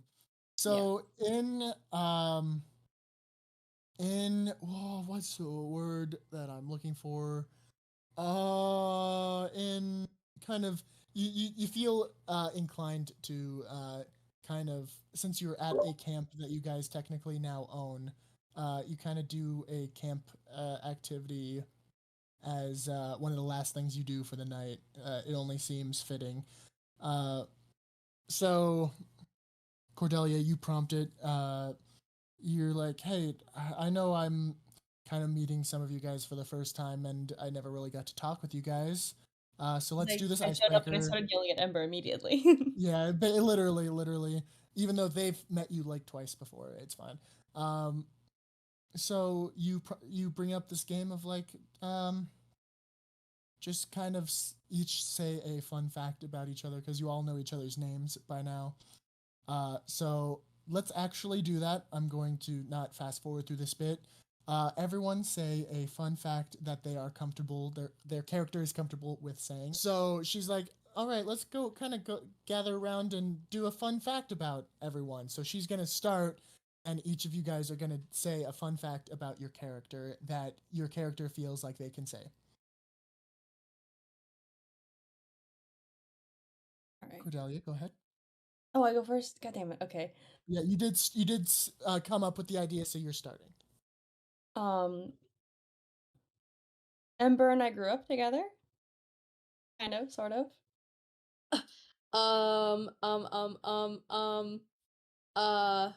You know, I wasn't prepared.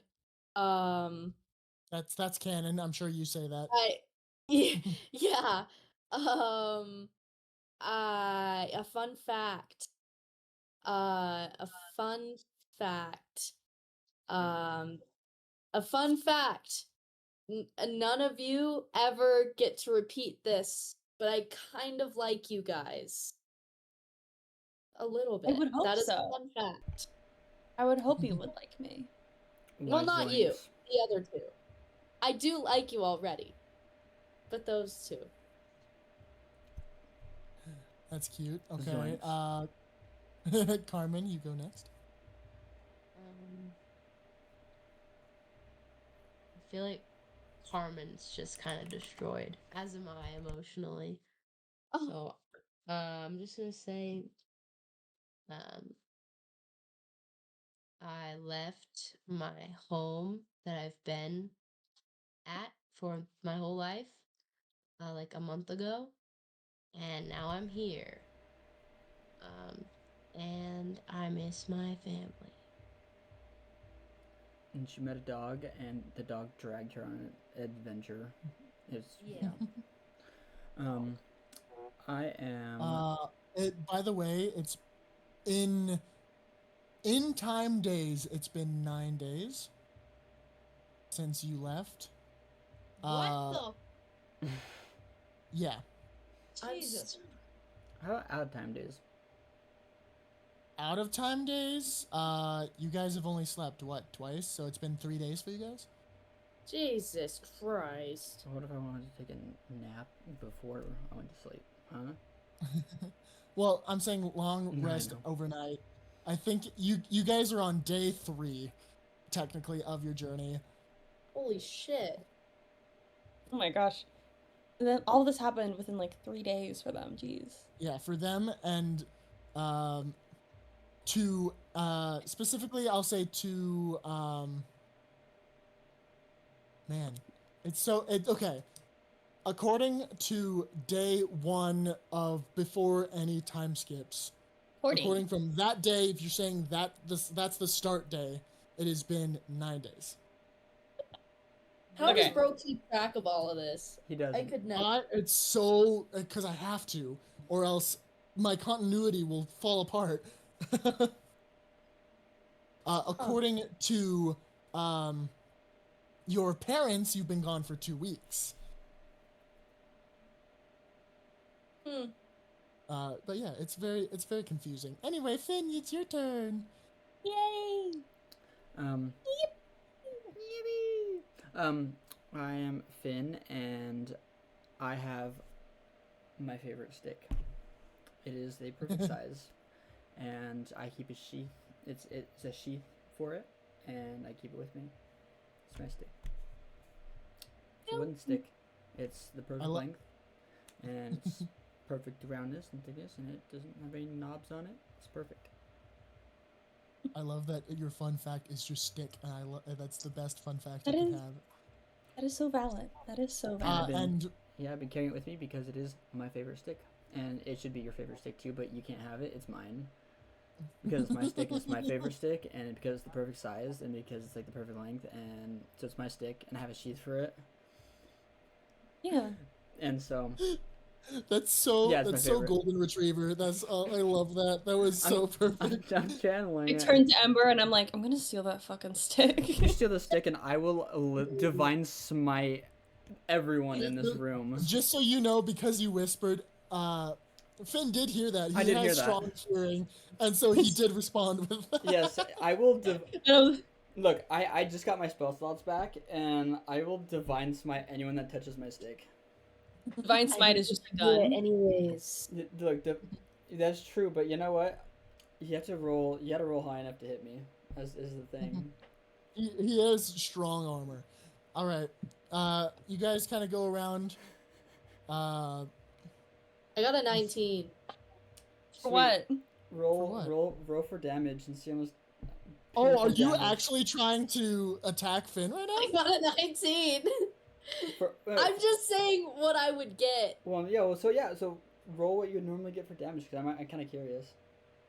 So do a D8. 19. Yeah, so Roll a it's- D8. You for damage, you wag. You're not doing You just 19 rolled to hit. You damage. gotta roll for damage. 4. Wow, I still have 22 life left. Holy fuck. Okay. Yeah. This is a strong ass dog. Right? He's literally a tank. It's crazy. All right, I got an 18. And with Oh yeah, you divine definitely hit smite. Ember. Yeah, so with divine smite, you're not undead, so it's actually 3d8 and not 4.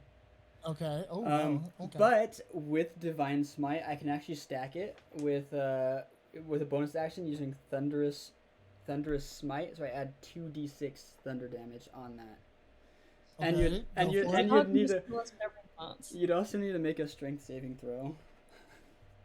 So Roll how much damage that would do to Hold on, Ember. let's See hear if it. she's 3. downed. 3, and then I get my 2d6.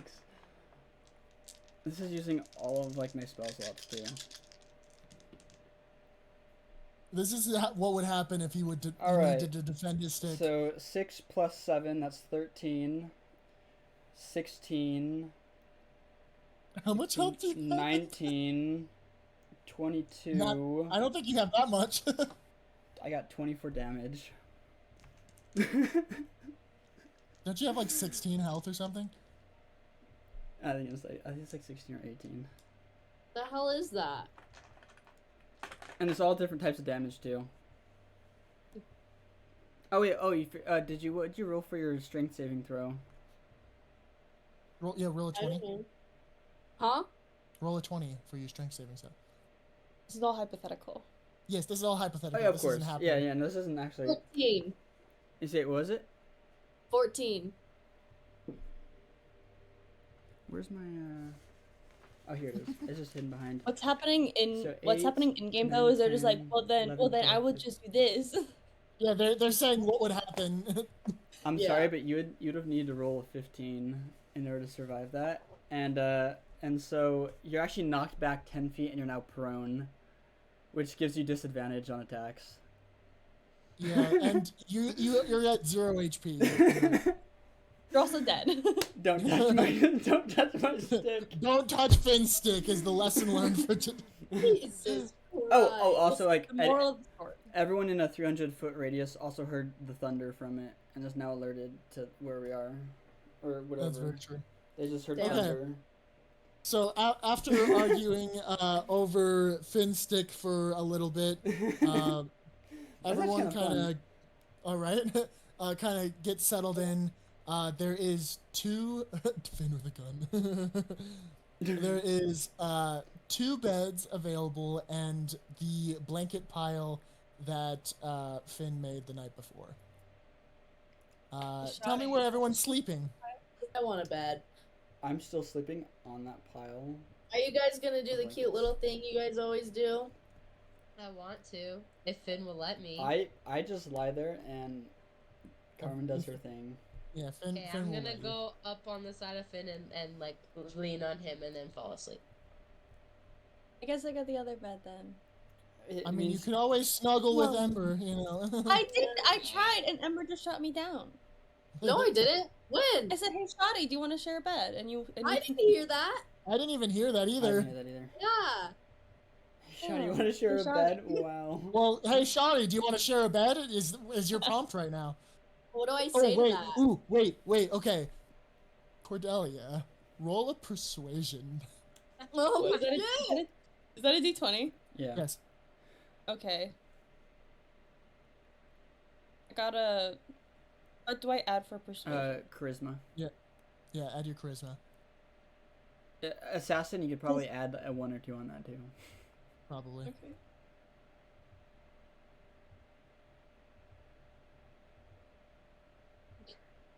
Bro's mathing Oh right now. no. Got an 11. Oh. It's Okay. fine. Kylie maliciously rolls low, so. Yeah, Kylie, make a roll to see if you roll higher, then you aren't seduced by this request. Oh no. It's 16. Okay, I'm not gonna lie. I thought you were gonna like change it. You just to, throw a pillow like... at me. Oh, it's I actually honestly I two. thought you were gonna. Oh. It's a nat 1. Oh Oh no. no, it's a 1. Oh no. Oh man, a 1. Yay. So, Ember, you I'm- hear, hey, Shoddy, wanna share a bed? I'm going to put cotton balls in my ears. And you feel extremely inclined to accept. Hold this. on. Is this actually happening? Yes, this is actually happening. Okay. Keep going. You feel extremely inclined to say yes, but you don't have to. So this is what you say. See, Ember, I feel like would not want to, but You feel extremely inclined to at this moment. Go for the I bed. I want Ember to want to. So then say yes. This is your decision as a player. Say yes. But it's Ember. Ember, Cordelia, And romance arc. What? Ember clearly just got persuaded by a With my roll. one. Yeah, with your 1, you failed that counter to that persuasion, you know. I Ooh, guess you want to we're say gonna- yeah? Unis honest. Okay. I sure. Yeah. Okay, Yay. You as the role player have to say how you go about this. Oh fuck. Okay. Oh. Cat GBT. Okay, no, like I guess. I kind of like go the over sexual there. tension is crazy. Yeah, I go over there, like pull. I pull off the sheets on my side.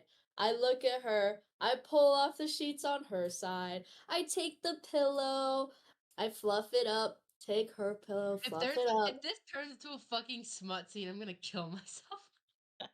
Then It's I not get gonna. in the bed. Why Get would out I the do that rope. with you guys there? Unless someone rolls to seduce the dragon at this very second, I don't think it's gonna be a smut scene. No, Thank God. I'm not gonna do that. 16. Rolls to seduce dragon. Anyway. Yes.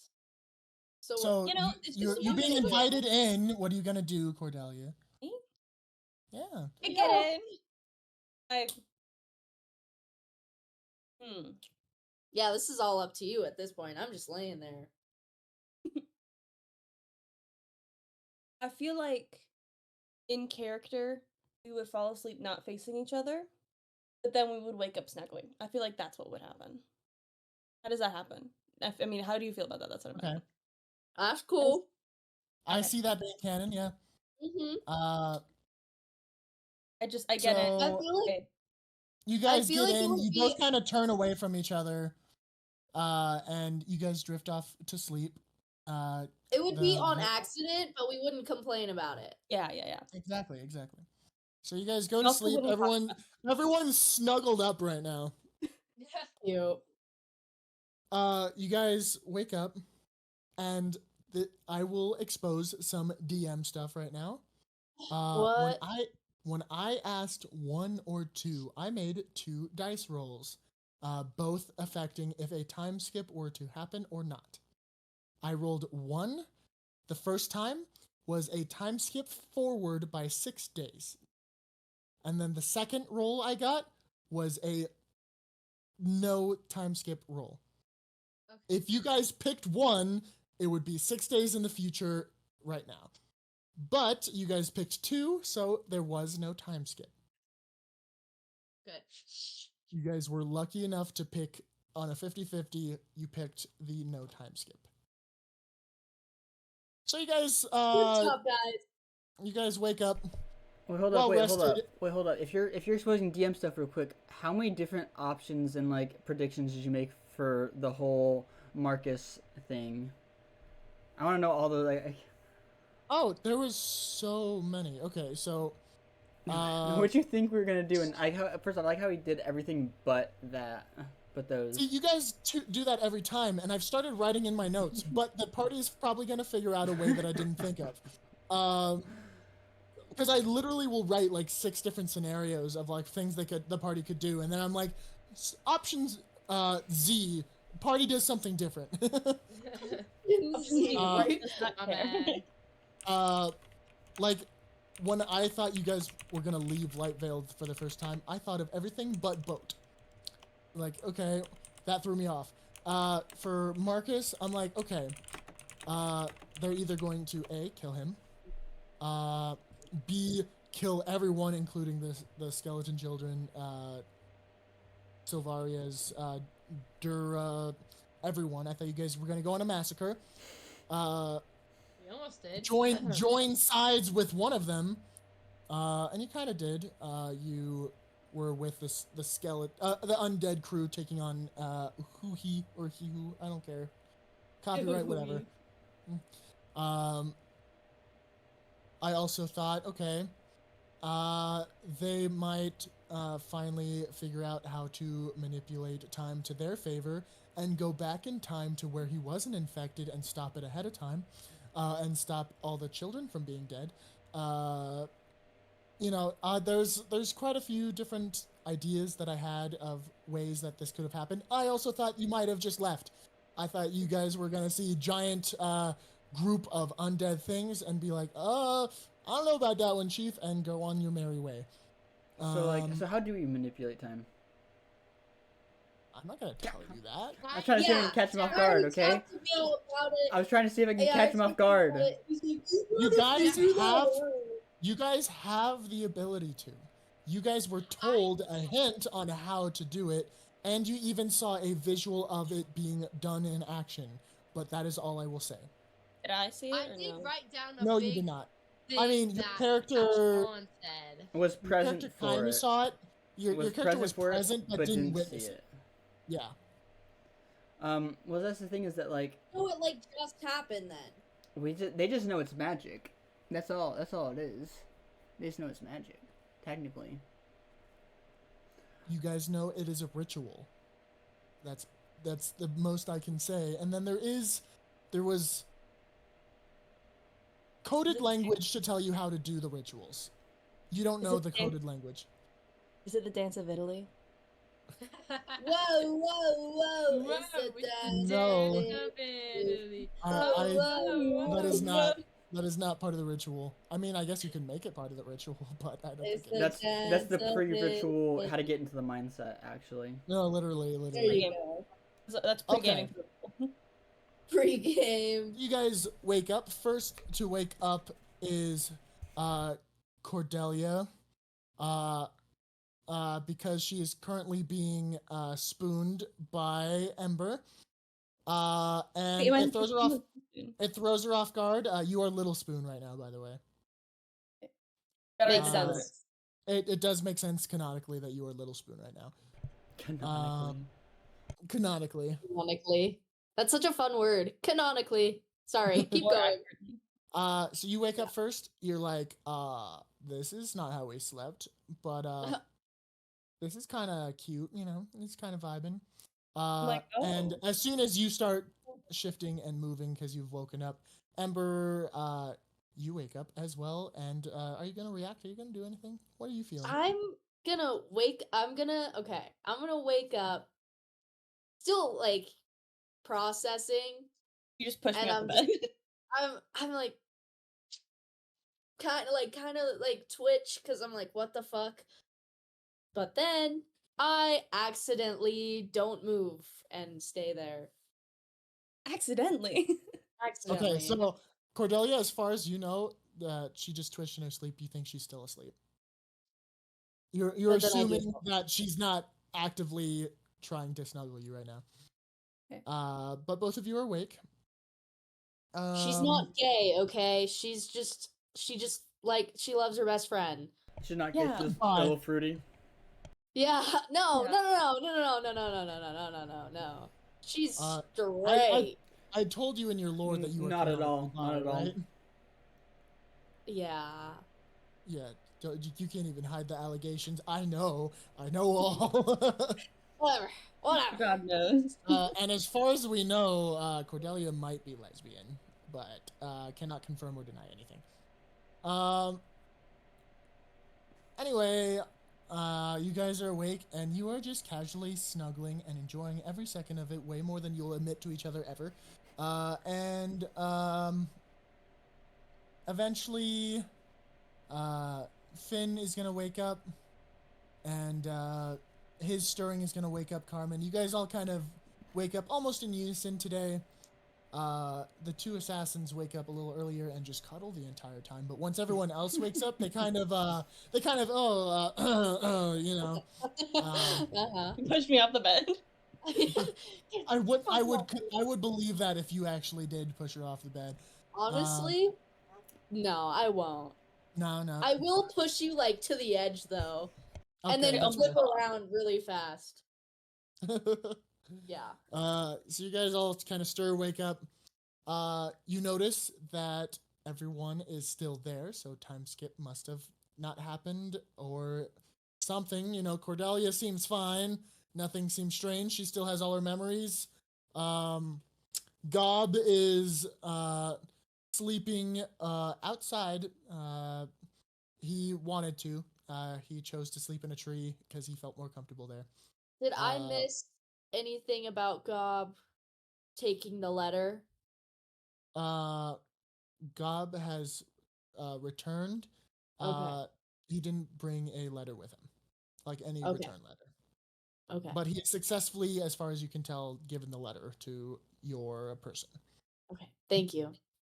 Yeah. You guys all wake up, kind of get your morning routine started. You know, maybe have a little campfire, cook up some hot chocolate, coffee, hard drugs, whatever you need to over that fire. Okay.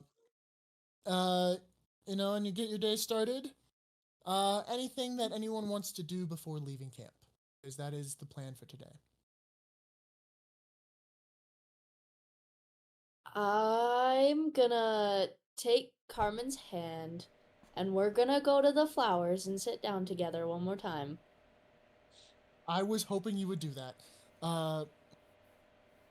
Even though you are the one to initiate this and take her over, the rest of the party follows. You all collectively go over there. Gob comes in with a kind of fallen apart flower crown that he found and places it at the base of the tree in front of you guys as you kind of sit there for a little bit. And then he goes and perches on Carmen's shoulder and kind of just leans his head into her while they sit there. The raven is still there, and he's started gathering sticks in a little pile for an eventual nest, but the tree is still a sapling and it's not strong enough to support a full nest, so he's just preparing. After you guys kind of pay your respects, you begin trekking eastward. Are you guys gonna worry about the boat or anything at the moment? Are you going to use the boat, I should say? Because you can go upriver with it until it ends, if you choose to. There is some river to go. We probably should. Is there enough space for all of us? Yes. I can't remember. Also, you do now own a campsite if you want to store it, like, in a shed or something as well. That's cool. Put my boat in a shed. On my campsite. I know it's like a thing, you put boats in sheds, but in my mind, you just said put a boat in a shed. It's like a tiny ass shed. You open it and you just like shove it up in there. Slide a huge tanker into it. Is that the image? Yes. Putting a full Titanic into a little shed. Is that Yeah, pretty much. Yeah. Okay. That's my favorite pastime. Right? Fair enough. For real. So what do you guys do with the boat now? Because I know Finn is I am really on keen that boat. You're really keen about the boat. I yeah. told him I was going to return that boat, and on God, I will return that boat. Purely because you said I wasn't going to be able to. He's like, oh, I don't think you're going to do it, but okay. And I was like, you're testing me, son. You're testing me. And so, So are you gonna ride it upstream? You don't really have a place to put it up there if you do. Is it going to make any difference in terms of time-wise? How quick it is to get up there? I could roll a d20 for strength to see how quick. Well, here, I'll say it like this: it will, no matter what, take a total of 3 days. It might just take, say,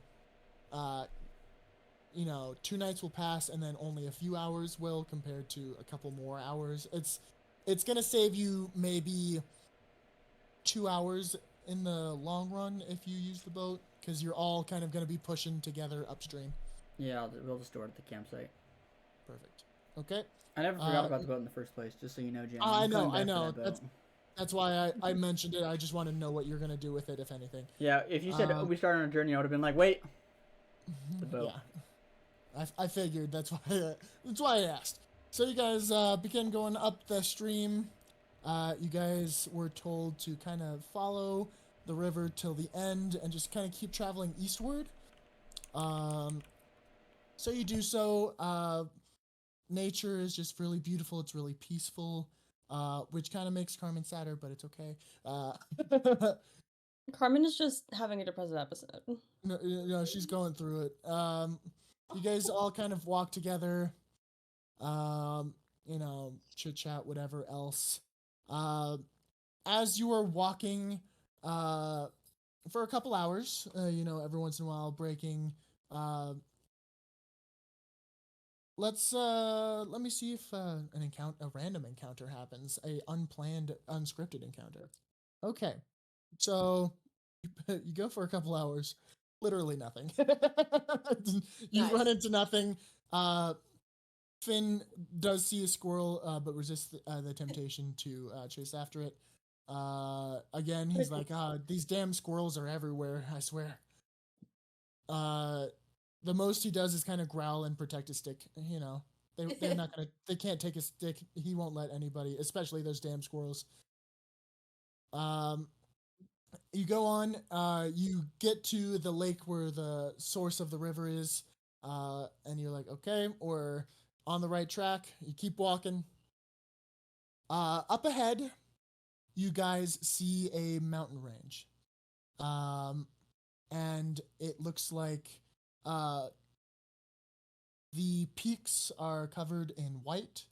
So there's definitely snow, it's definitely colder. And up ahead, you do see a lot of not really cloud cover, but it looks a lot like fog. You see like the environment as you're going through it, because like it seems like there's more moisture in the air as you are getting closer to the mountain ranges. The fog just kind of slowly is decreasing your visual distance of how far you can see into the forest, eventually to the point where you can no longer see the mountains.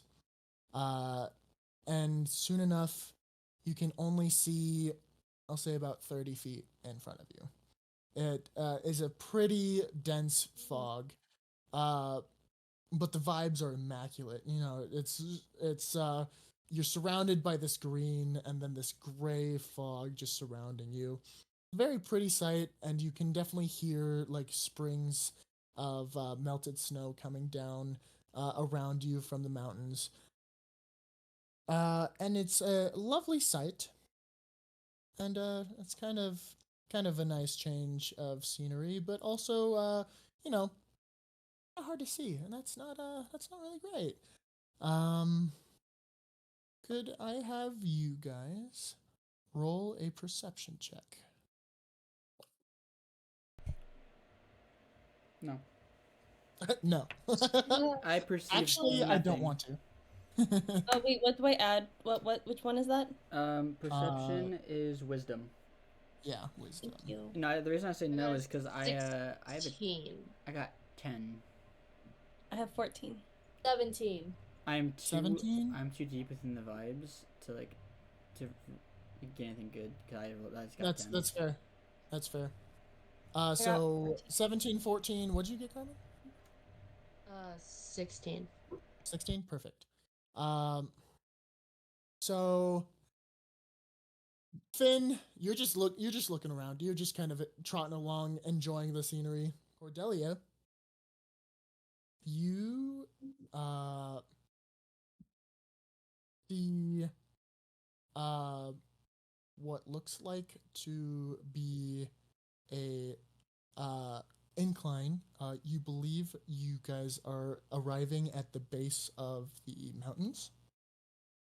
And Carmen and Ember, you guys clearly see that there is a base of a mountain, as well as you see what looks to be an entrance to a cave in the side of this mountain. As you guys are looking around, kind of taking in the sights, Finn, roll another perception check. This time with a +5 if you didn't do it already. Oh, they all been +5s. Perfect.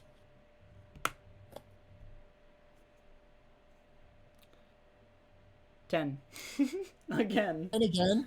Okay. Like I'm not gonna lie, I rolled it on like this very I just, since I got my food, my desk is very crowded now, so I have like a slot that's like this big to roll it in, and so I didn't really roll that well.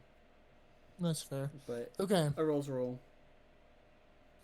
So you, Finn, Notice nothing. do notice something white out of the corner of your eye. In the fog? In the fog. Okay. It seems to be on the ground. And it seems to be a bone. a human bone from what you can tell. Wait. Do I notice any other human bones around, or just the one? You look around, and sort of scattered in different places is different bones from different parts of human bodies. You find a piece of a rib, a little chunk of spine. You see almost every type of bone except for skulls. You do not see a single skull, Lame. but you see about everything else. Those fetch Um, good prices. I'm lawful good. Oh no, human skulls are missing. Are you gonna mention that to the party? I'm actually saying, hey, look, there's a lot of bones around, all except for human skulls, or skulls of any kind.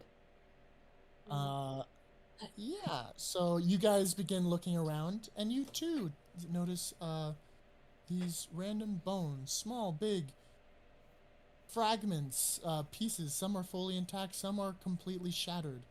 Um, Teeth marks, claw it marks, slash marks. it's hard to tell.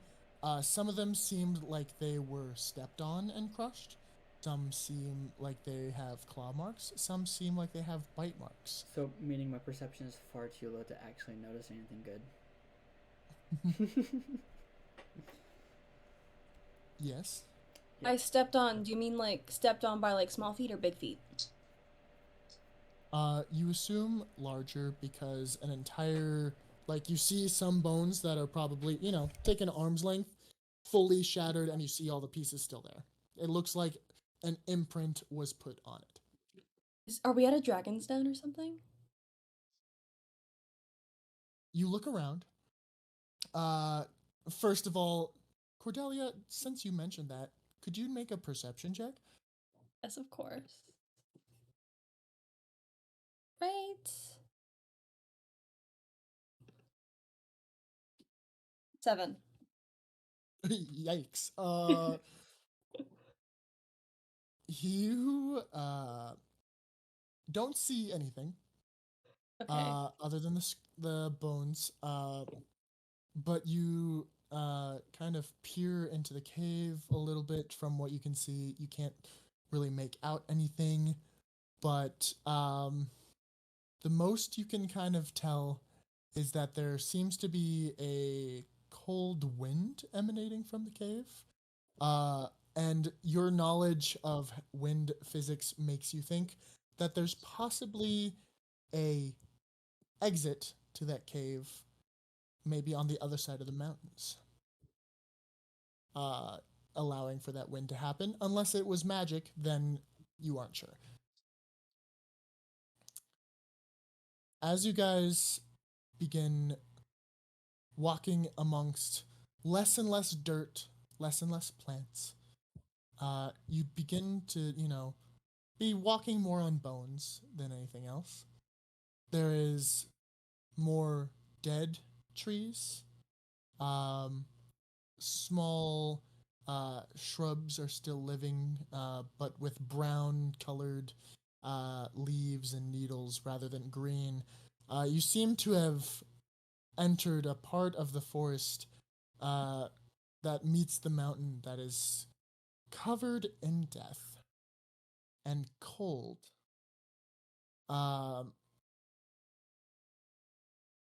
Let's do one final perception check from everybody. Bro is literally walking us through the mines of Moria. 8. 8, I got 13. 13. 19. Kylie's blind. 19. Well, because this one's weird. Apparently, my beloved.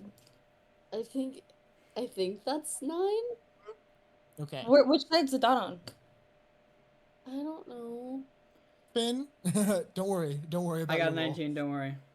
Finn, Oh yeah, this is 9. I'm stupid. 9. You're One's good. 9. You see a small white creature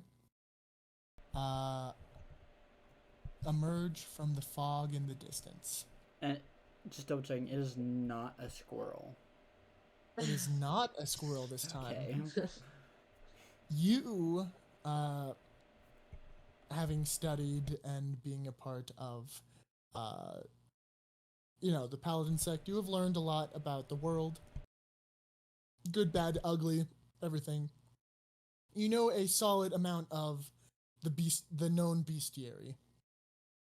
And you can identify this as a white wormling.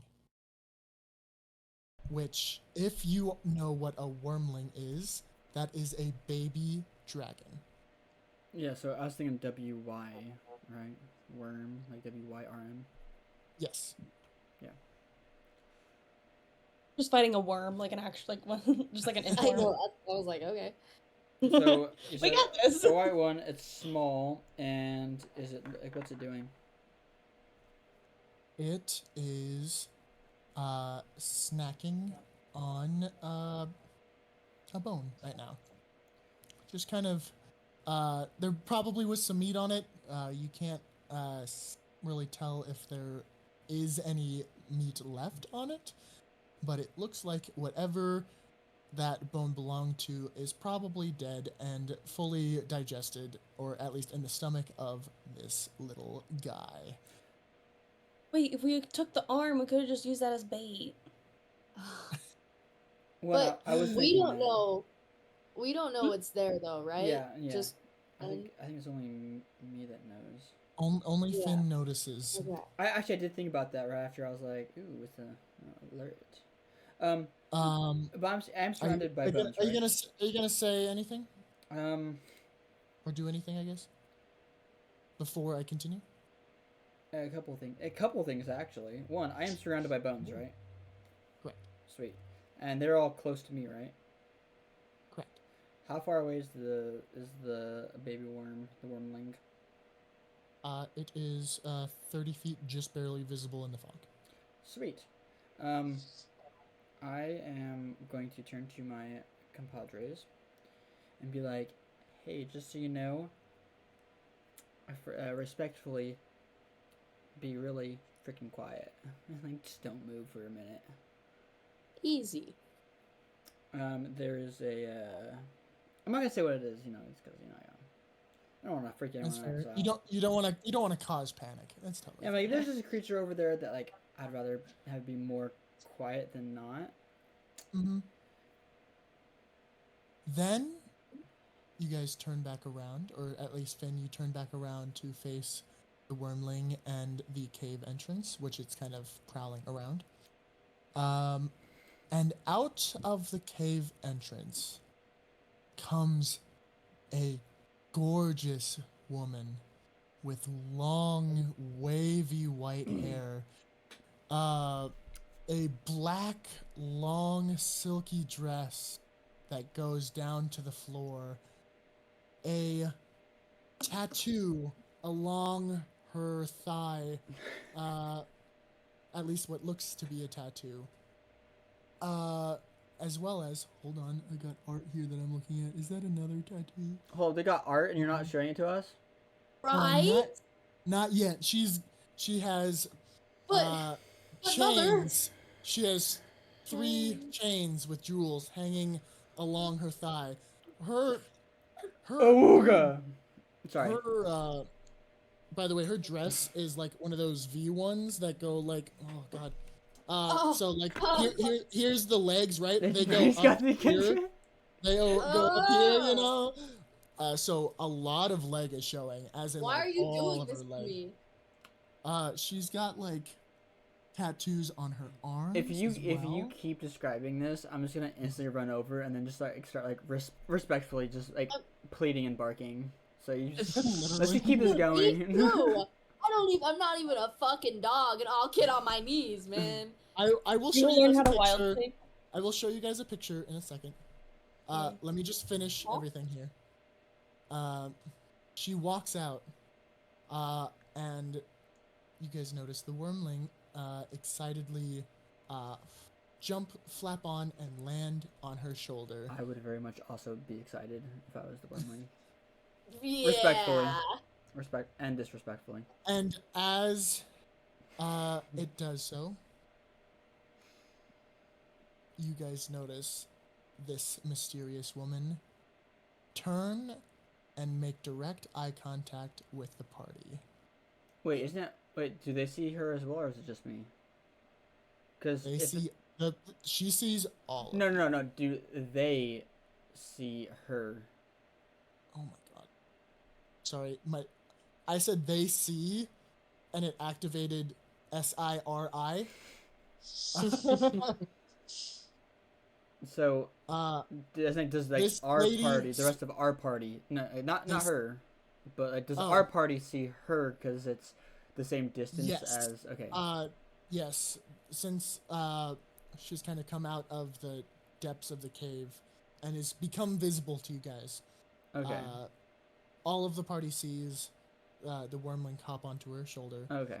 and then she turns and looks and makes eye contact with the party, and so does the wormling. It turns its head and faces the four of you. You just go, hi!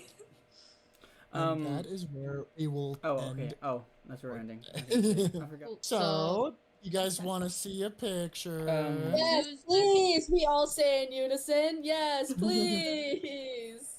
This picture is gonna kind of give away the location of those okay. skulls that are missing. Give The me a biggest second, cliffhanger guys. is not being able to see her. Actually. Give me a Well, second. I Give me a know. second, guys. Give me a second, guys. Plot twist. She doesn't exist. She's actually a figment of your The imagination. fog is just an illusion. Oh no! It's an illusion fog. But mommy, You guys ready? Are you sure you guys ready? Uh-huh. Do you want how bad do you guys want this right now?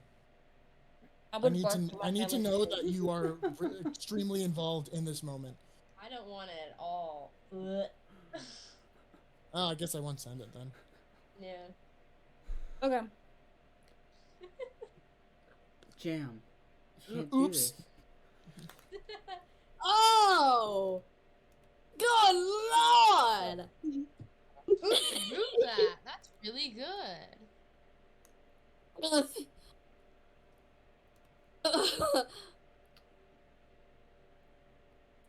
Oh, I gotta remember to breathe. Yeah, right. I'm looking. Am I allowed to lick my phone? Ooh. Wow. Can I Bros- not be gay? Bros went feral. Everyone who likes Insane? food, have a high five. Alright, Ready? boom. Yeah. Hell yeah.